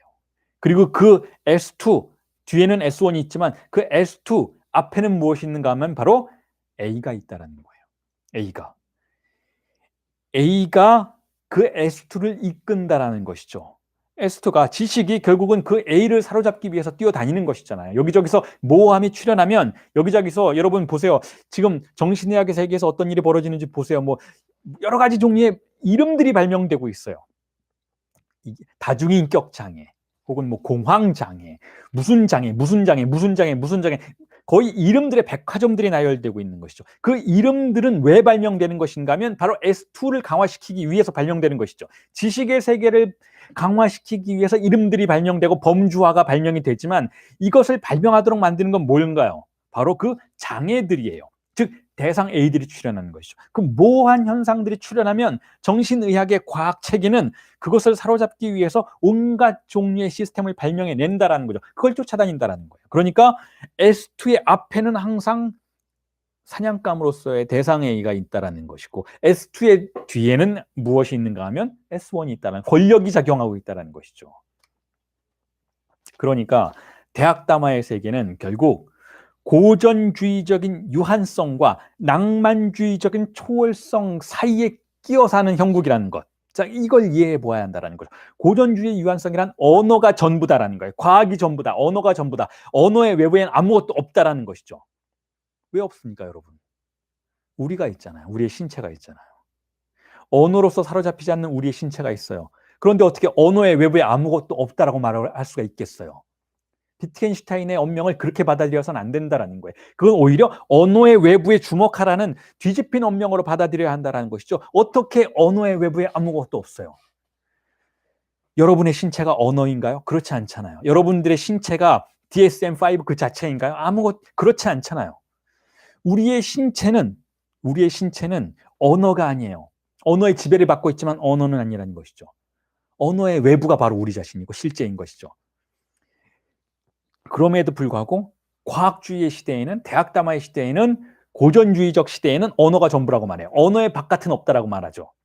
자, 언어의 바깥이 없다라고 우리에게 규정하니까 어떤 일이 벌어지느냐? 낭만주의적인 생각들이 들어오기 시작한다라는 거예요. 오히려 더 종교가 광신적이 되고 오히려 더 예술의 세계에 비합리적인 가격들이 매겨지기 시작하고 상품가가 매겨지기 시작하고 오히려 더 우리는 알 수 없는 설명할 수 없는 쾌락 속으로 빠져들어가기 시작한다는 거죠. 즉 낭만주의에 빠져들어가기 시작한다는 거예요. 낭만주의적인 초월성에 자신을 던지는 일들이 벌어지기 시작한다는 것이죠.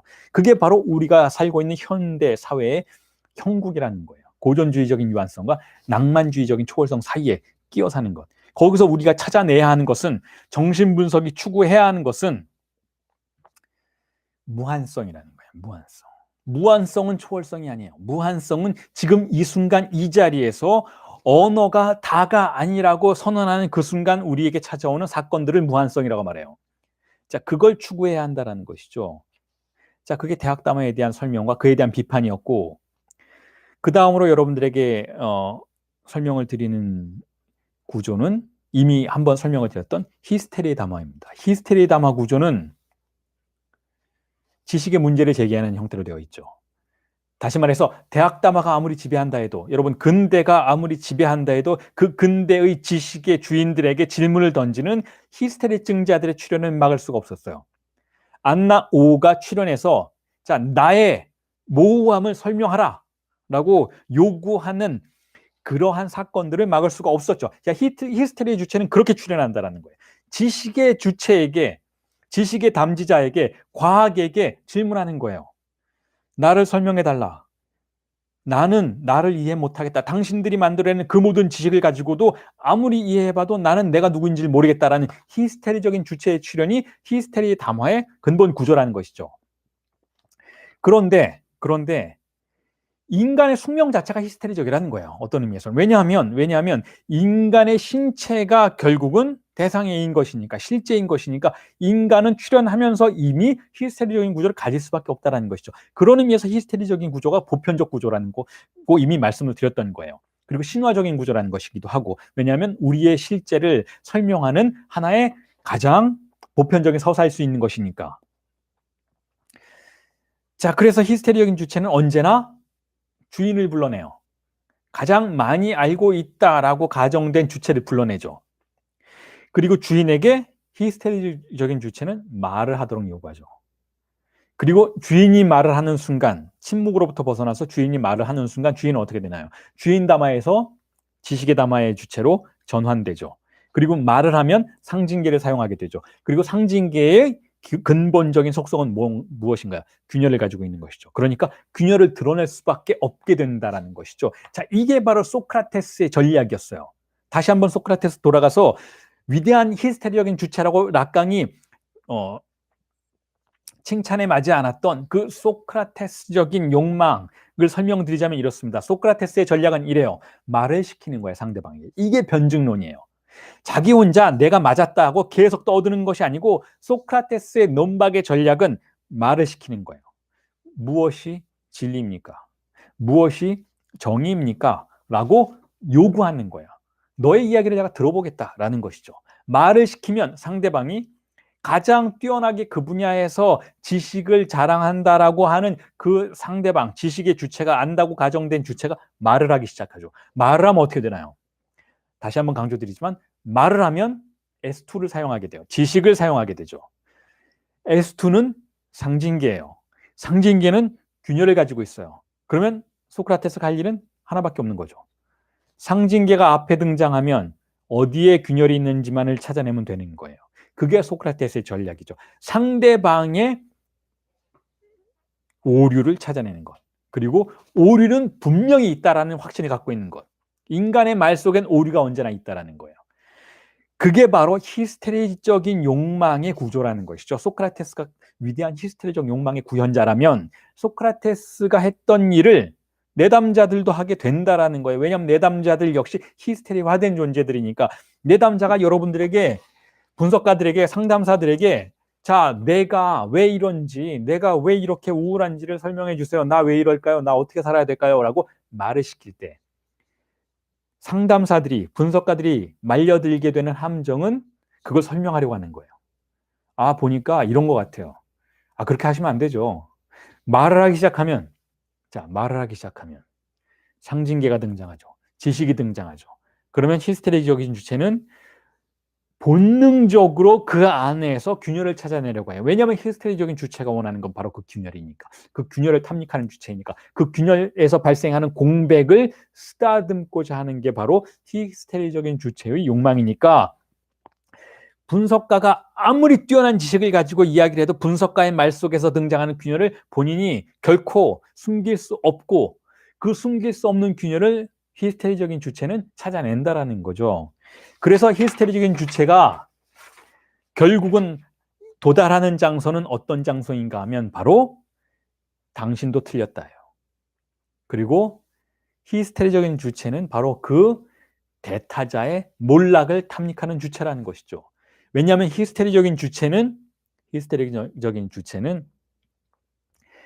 자신의 신체가 증명되기 위해선 대타자가 틀렸다라는 것을 논증해 내야 하는 주체인 것이니까. 왜냐하면 히스테리적인 주체는 어떤 존재인가요?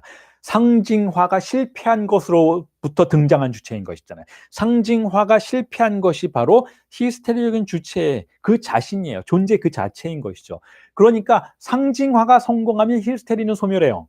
상징화가 성공한다면 아버지의 이름이 상징화에 성공한다면 히스테리적인 존재는 소멸해버리는 것이죠. 그렇다면 자신의 존재를 존속시킬 수가 없어요. 그러니까 히스테리적인 주체가 자신의 존재를 존속시키기 위해서는 아버지가 틀렸다라는 걸 증명해내야 하는 숙명 속에 들어가 있는 것이죠. 자, 그런 의미에서 히스테리적인 주체는 지식의 가능성이기도 하다라는 거예요. 왜냐하면 기존의 존재는 상징계를 몰락으로 이끄니까. 기존의 존재는 S2를 몰락으로 이끌어 갔으니까. 그게 바로 히스테리증자들이 프로이트에게 했던 일이잖아요. 프로이트는 이미 지식을 가지고 있었어요. 프로이트는 이미 정신과 의사였어요. 지식을 가지고 있었죠. 하지만 히스테리적인 주체의 내담자들이 프로이트를 계속 시험에 들게 하는 거죠. 프로이트가 기존에 가지고 있었던 지식을 S2를 포기하도록 이끌고 가는 거예요. 프로이트의 위대함은 자신이 이미 가지고 있는 S2를 통해서 히스테리증자의 대상 A를 포획하려고 하지 않았다는 데에 있다라는 것이죠. 프로이트는 오히려 히스테리 증자의 대상 A로서의 히스테리 증자의 존재를 봉합하는 대신 자신의 에스토를 포기했어요. 그렇게 함으로써 새로운 지식의 세계로 넘어갈 수 있었던 것이죠. 락강도 마찬가지라는 거죠. 락강 역시 지속적으로 자신의 지식을 폐기하고 새로운 것을 출현시켰던 이유는 락강이 변덕이 심해서 그랬던 것이 아니고 바로 락강이 분석가였기 때문에 그랬다라는 거예요. 락강이 분석가이기 때문에 누구와 만나나요? 히스테리증자들과 만나잖아요. 히스테리증자들이 만나서 항상 새로운 증상을 가지고 와요. 새로운 증상은 대상 A인 것이죠. 대상 A와 만났을 때 프로이트가 그랬듯이 락강은 프로이트를 따라가는 것이죠. 프로이트의 전통을 따라가요. 프로이트가 그랬듯이 락강 역시 자신의 담화가 대학 담화가 되지 않도록 노력하는 거예요. 대학 담화가 되지 않으면 어떻게 되나요? 대상 A를 받아들이는 담화인 것이지 대상 A를 지식으로 소멸시키는 담화가 아닌 것이죠. 대상 A를 보존하는 담화인 것이고 이 대상 A의 힘을 통해서 자신의 S2를 소멸로 이끌고 가는 그러한 과정 속으로 그러한 혁명적 절차 속으로 자신의 이론적인 여정을 이끌고 갔던 것이죠. 그런 의미에서 프로이트와 락강은 어떤 의미에서 겸손한 주체들이죠. 겸손한 주체. 자신의 지식을 신뢰하지 않고 실제를 믿었던 주체들인 거예요. 실제의 영능을 믿었던 주체들인 것이죠. 그리고 어떤 의미에서는 겸손하기 때문에 또한 숙명을 받아들이는 자들이었던 거죠. 숙명을 받아들이지 않는 자들은 어떤가요? 자신의 지식을 믿어요.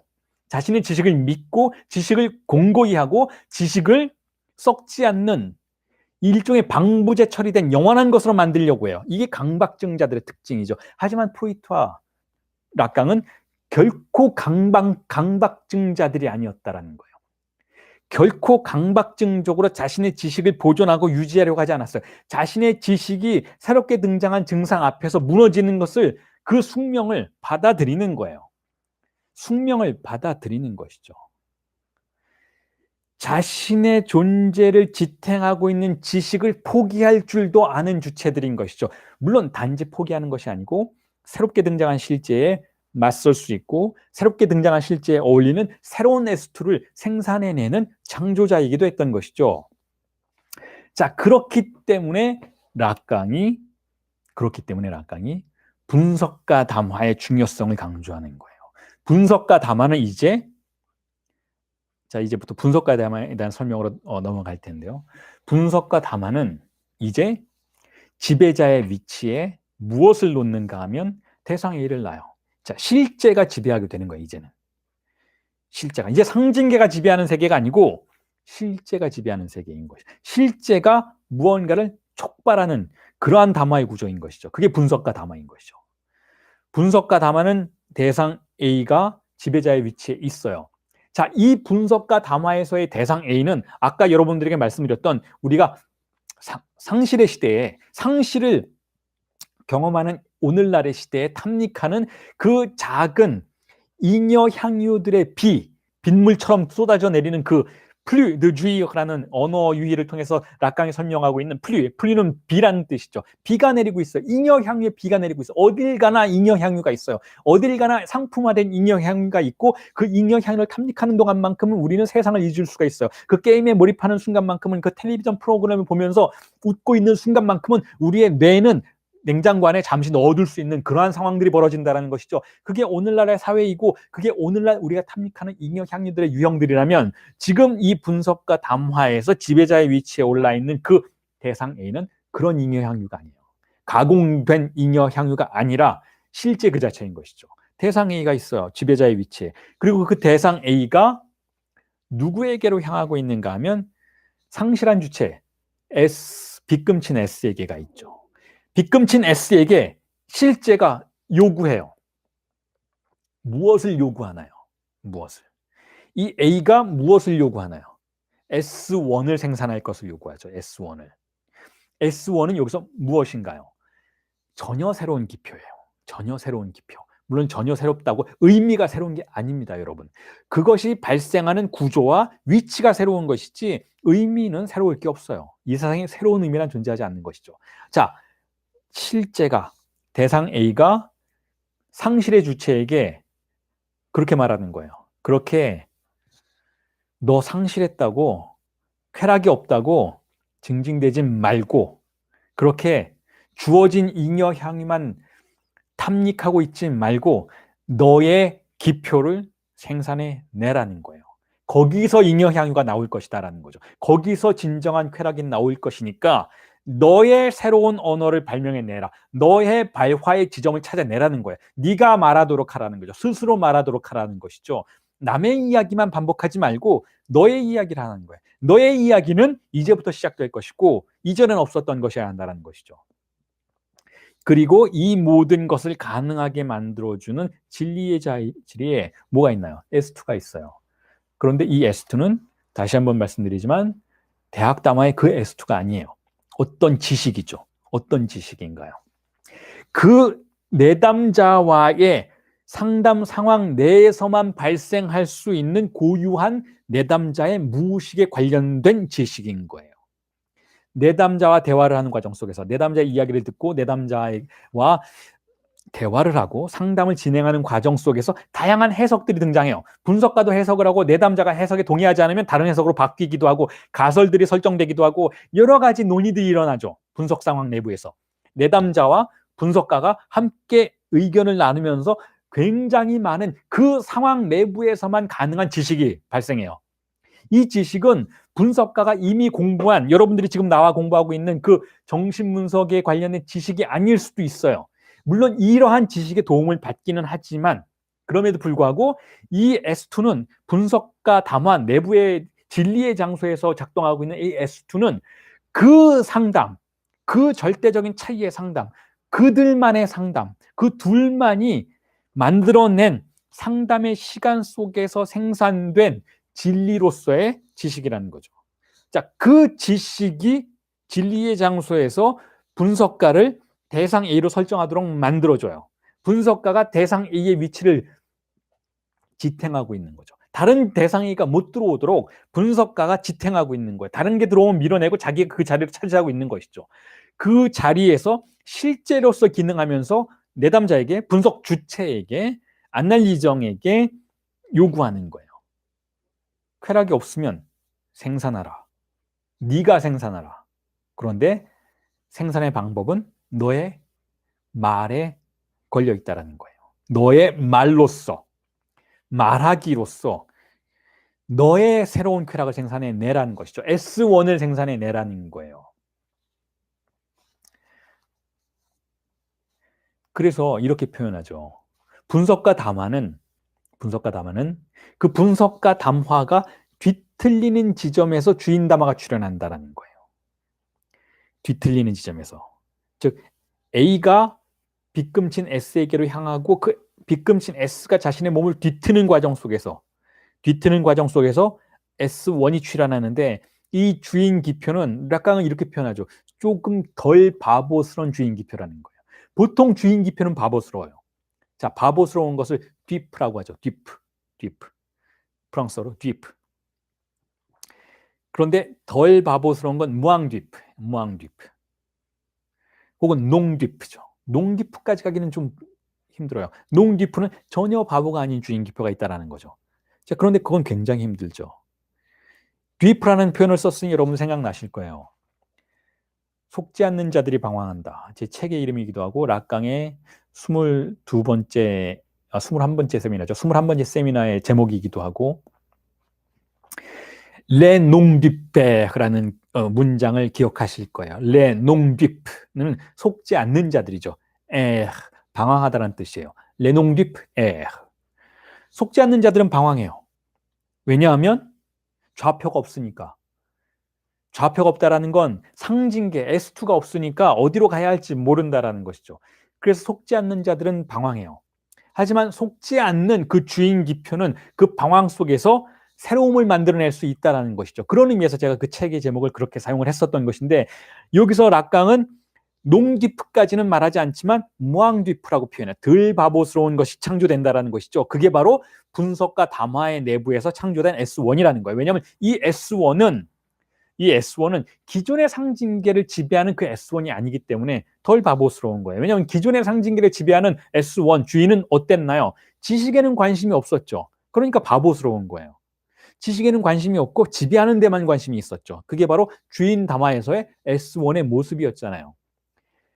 지식은 너희들이 알아서 할 테니 나는 그냥 관리만 할 거야 라는 것이었잖아요. 자, 그런데 지금 분석과 담화에서 생산된 S1은 덜 바보스러운 무앙디프한 주인인 거죠. 이 주인은 분석 주체를 주인으로 만들어주는 그런 주인 기표라는 것이죠. 이전에 이 분석 주체가 사로잡혀 있었던 다른 타자적인 주인의 지배로부터 빠져나갈 수 있도록 만들어주는 그런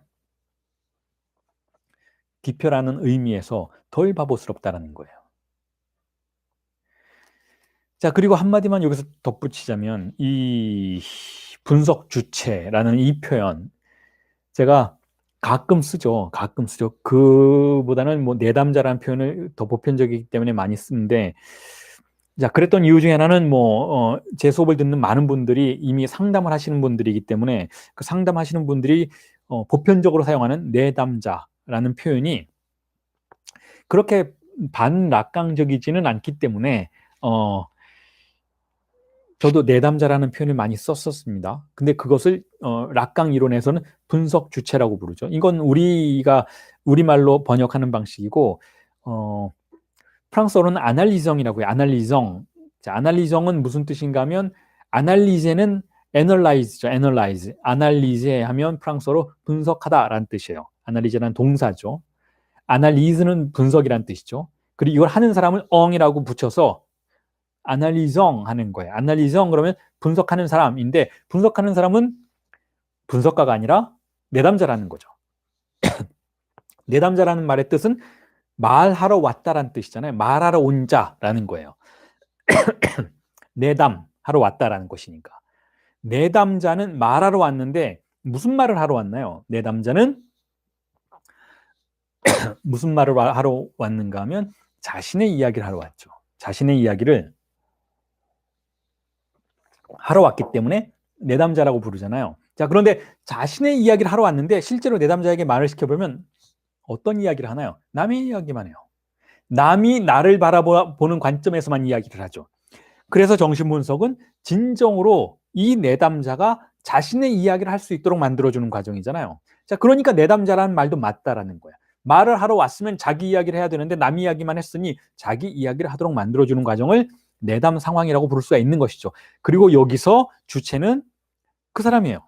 내담자예요. 그러니까 분석 주체라고 부를 수 있고 아날리정이라고 부를 수가 있다는 거죠. 그런데 이 아날리정이라는 표현을 분석 주체라는 표현을 락강이 자신의 세미나에서도 사용을 하죠. 자신이 이렇게 강의를 할 때 본인은 어떤 위치에 있는가 하면 대학담화의 위치에 있지 않다라는 거예요. 대학담화의 주인의 위치에 있지도 않고 주인담화의 주인의 있지도 않고 그거보다는 이런 표현을 써요. 아날리정의 위치에 있다라는 표현을 써요.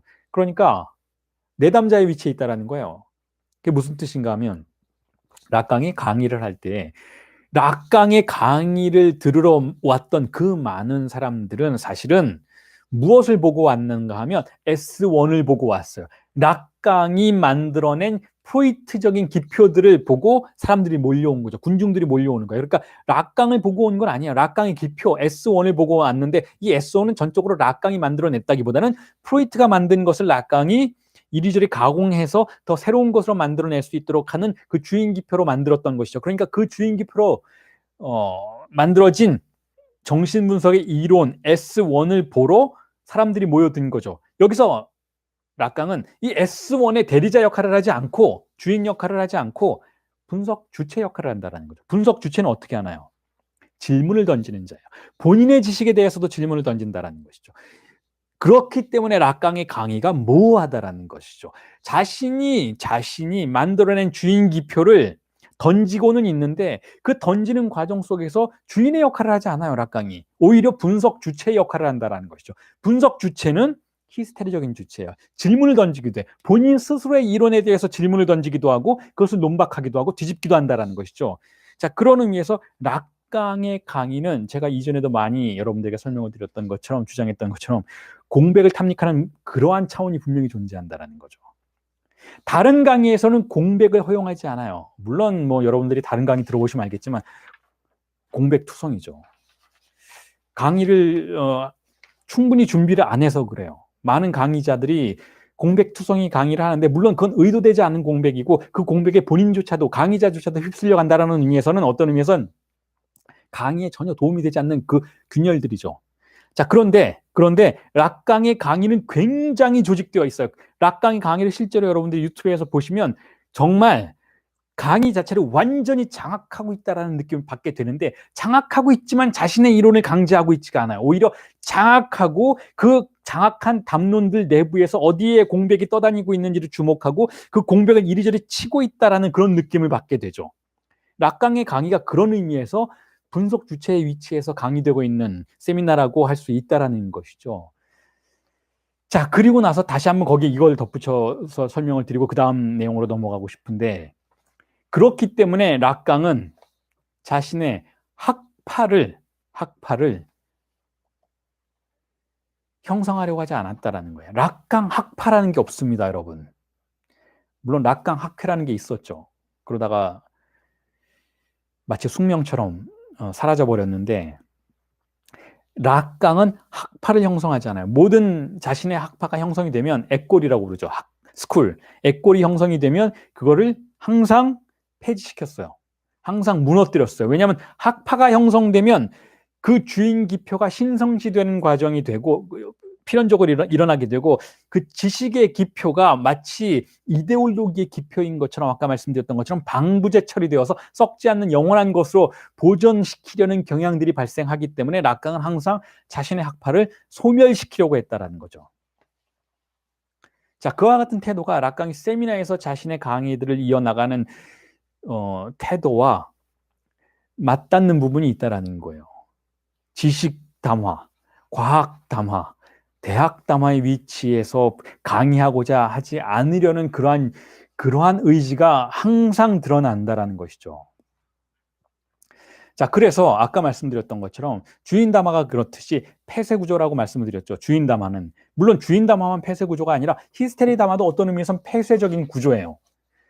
대학 담화는 더욱더 폐쇄적인 구조인 것이죠. 자, 그런데 반면에 분석가 담화만큼은 개방형 구조로 되어 있다는 것. 그걸 또한 분석가 담화의 하나의 특징이라고 볼 수가 있어요. 왜냐하면 지배자가 이미 자신을 개방하고 있어요.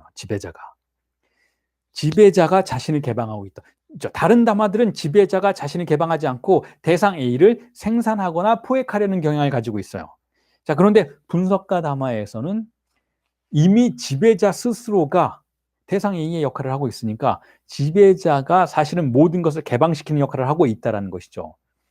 자, 그래서 이에 대해서 락강이 유사한 언급을 하는데 뭐라고 하고 있냐 하면 이렇게 얘기해요.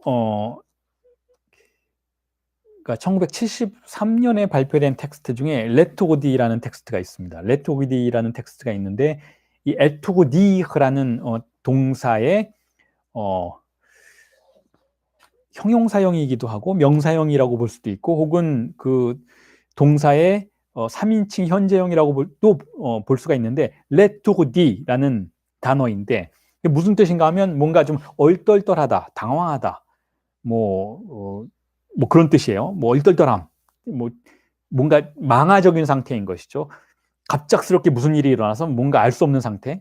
자, 이게 레토고디예요. 레토고디인데 그 텍스트에서 이렇게 얘기해요. 분석 담화라는 것은 혹은 분석의 상황이라는 것은 결국 무슨 과정인가 하면 정신분석 과정 자체를 한마디로 정리해 보자면 이렇다라는 거예요. 즉 말해진 주체에서 말하는 주체로 이행하도록 만드는 과정이라고 볼 수 있다라는 것이죠.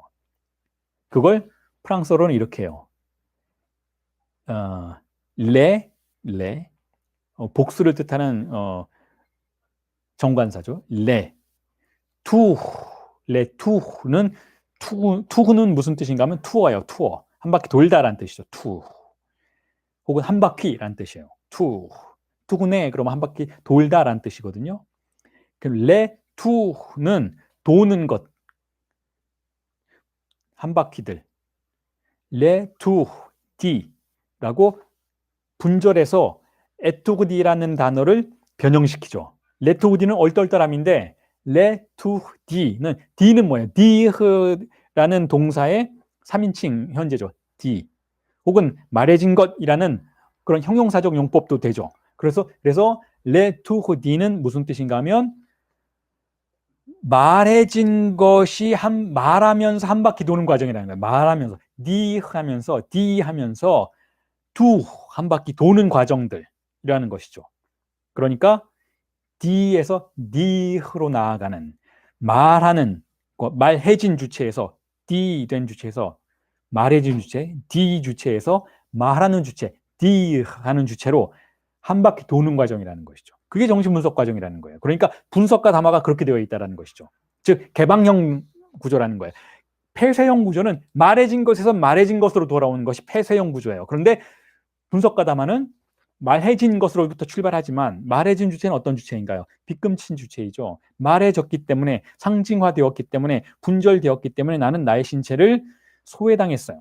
자, 그게 말해진 주체, D 된 주체예요. 거기서부터 출발해서 어디로 가는가 하면 말하는 주체로, 즉 S1으로 가는 거예요. S2는 여러분 말해진 것의 세상인 것이죠. 말해졌기 때문에 의미가 있어요.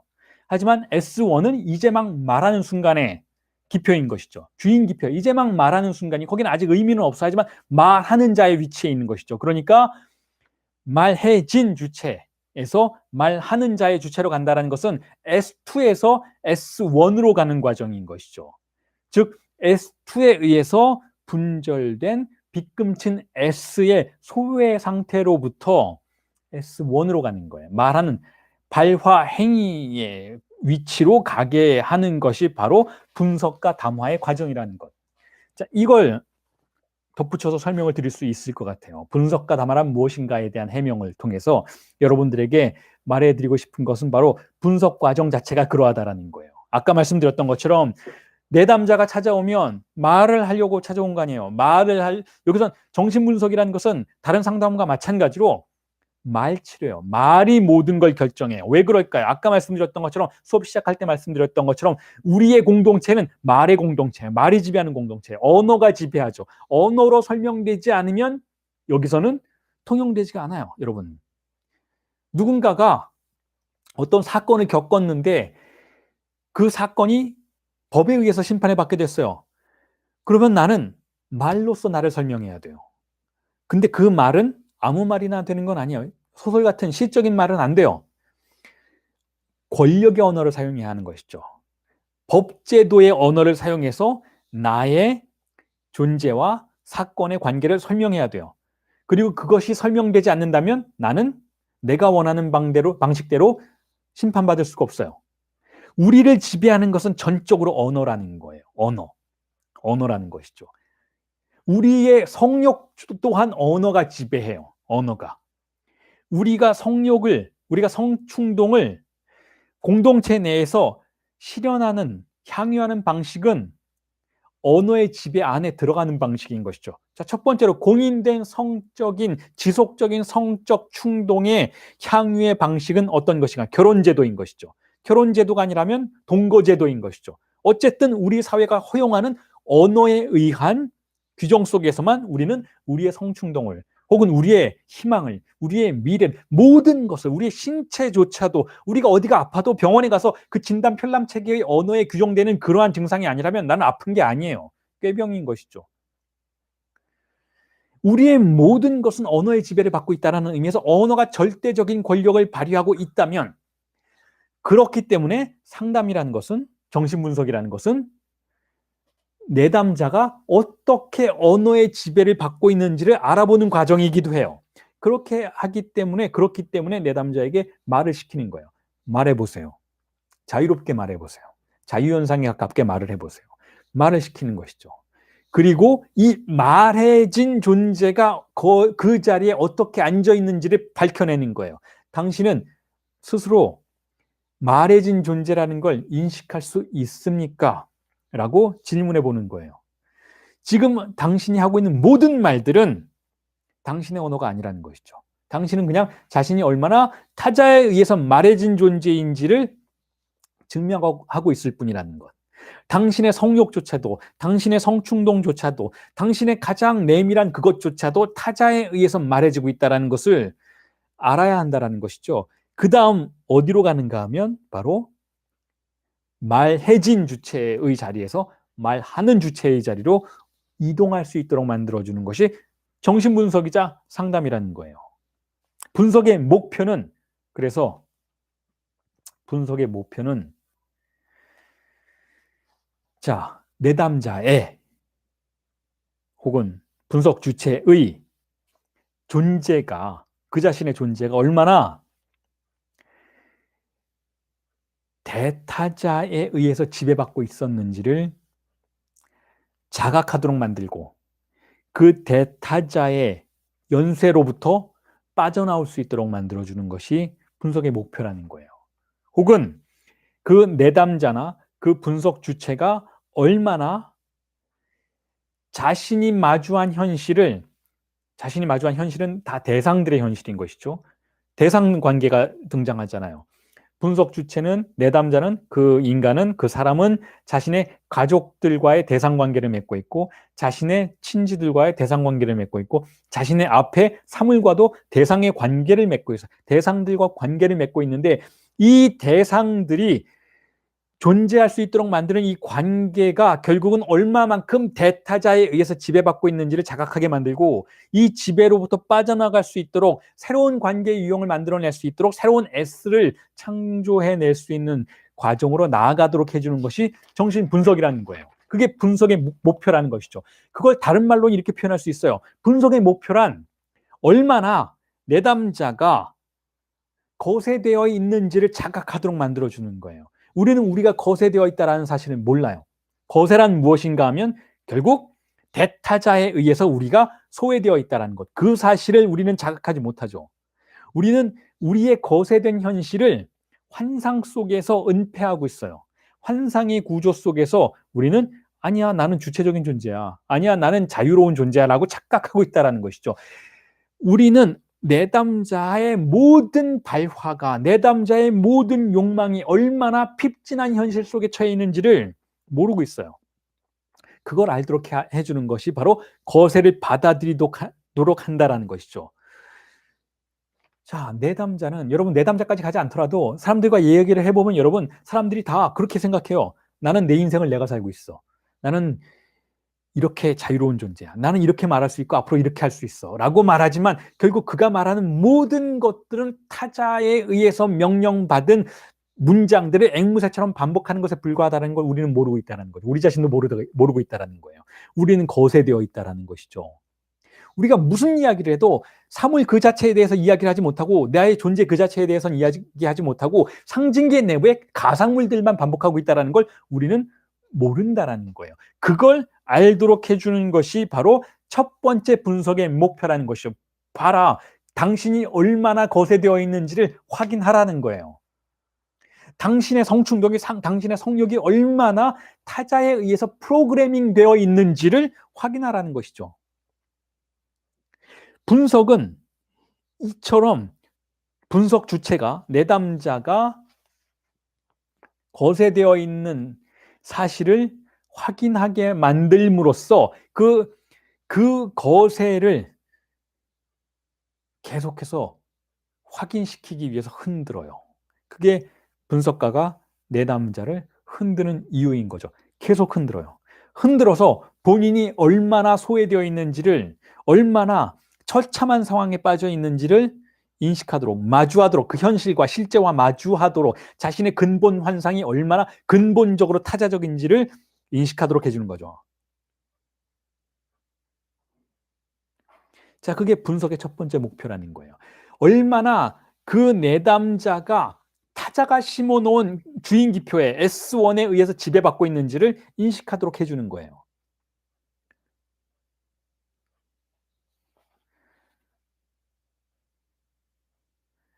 자, 이에 덧붙이자면 이렇습니다. 그런데 제가 텍스트에도 써놨지만 정신의학은 이런 거세를 받아들이질 않아요. 자, 거세라는 건 아주 상식적이고 또한 추상적으로 간단하게 정리를 하자면 근본적으로 이래요. 거세라는 건 아이가 어머니와 떨어지는 거죠. 자신의 궁극적인 쾌락의 대상을 포기하는 것. 이게 거세예요. 이 거세는 누구에 의해서 일어나나요?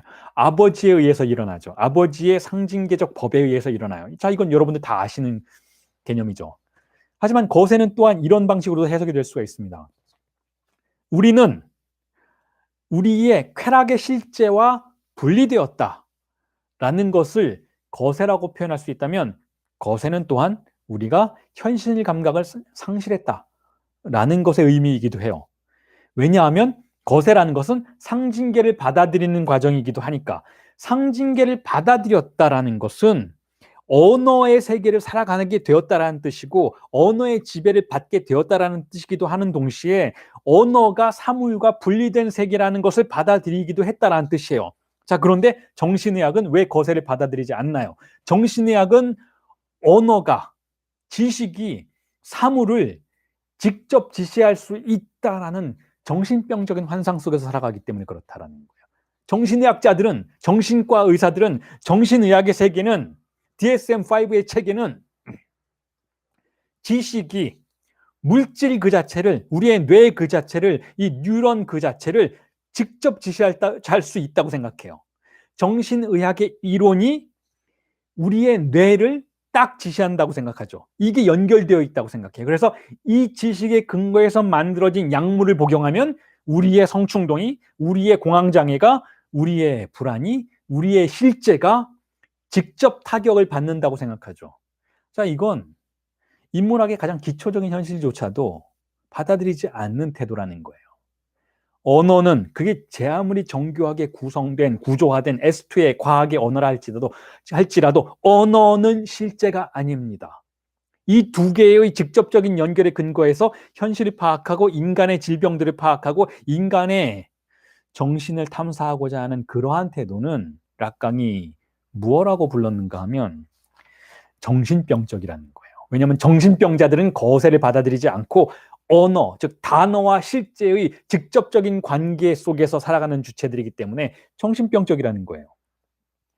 정신병적인 망상이라는 것이죠. 그래서 과학이 광신의 영역으로 접근하게 되면 정신병적이 되는 거예요. 과학 만능주의가 바로 그렇다는 거죠. 과학 만능주의가 바로 어디서 발생했던 것인가요? 여러분, 나치가 바로 과학자들에게 얼마나 유대인들이, 혹은 얼마나 그때 당시에 유전병을 알고 있었던 사람들이 열등한 존재인지를 과학이 증명해내도록 명령을 하고 그 과학의 이름으로 학살을 명령했던 거예요.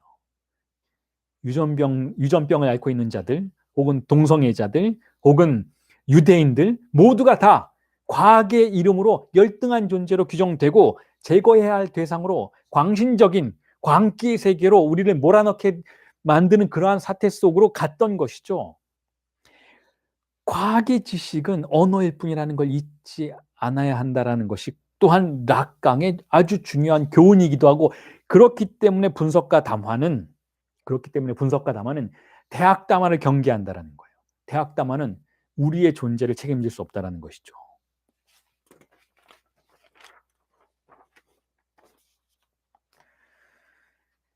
자, 그래서 정신분석은 대학 담화를 거부하고 어떤 의미에서는 분석과 담화와 주인 담화를 교차시키는 방식으로 정신분석의 과정을 진행하려고 해요.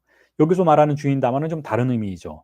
조금 전에 말씀드렸던 그 주인 담화의 의미와 조금 다르게도, 자, 보세요. 분석과 담화를 작동시킨다는 것은 대상 A의 위치를 지배자의 위치로 놓고 분석가가 그 대상 A의 위치를 지켜준다는 뜻이잖아요. 즉 실제를 지켜줘요. 모호함을 유지해 준다는 것이죠. 그 모호함을 유지한다는 것은 분석 상황 내부에 그 어떤 지식도 들어와서 권력을 행사하지 못하도록 만들어주는 것이죠. 그 어떤 주인 기표도 이 안에서 지배력을 행사하지 못하도록 대상 A가 막아주는 거예요. 자, 그 과정 속에서 분석 주체가 생산해내는 S1이 있죠. 이 S1은 외부로부터 온 S1이 아니고 이 분석 상황이 만들어낸 새로운 기표예요. 새로운 주인 기표이니까 외부의 타자적인 권력의 주인 기표가 아닌 것이죠. 그러니까 그 주인 기표로부터 형성된 주인 담화는 어떤 의미에서는 내담자의 새로운 욕망의 현실을 책임질 수 있는 새로운 주인 기표가 될 수 있어요. 덜 바보 같은 주인 기표가 되는 것이죠. 덜 바보 같은 주인 담화가 되는 것이니까. 자, 그래서 그 주인 기표가 생산되면 자, 그때부터는 주인 담화가 실행될 수가 있어요. 내담자의 삶에서. 그런 의미에서 정신분석의 상황은 분석가 담화와 주인 담화가 교차하고 공모하는 관계 속에서 진행되는 것이라고 말할 수가 있는 것이죠.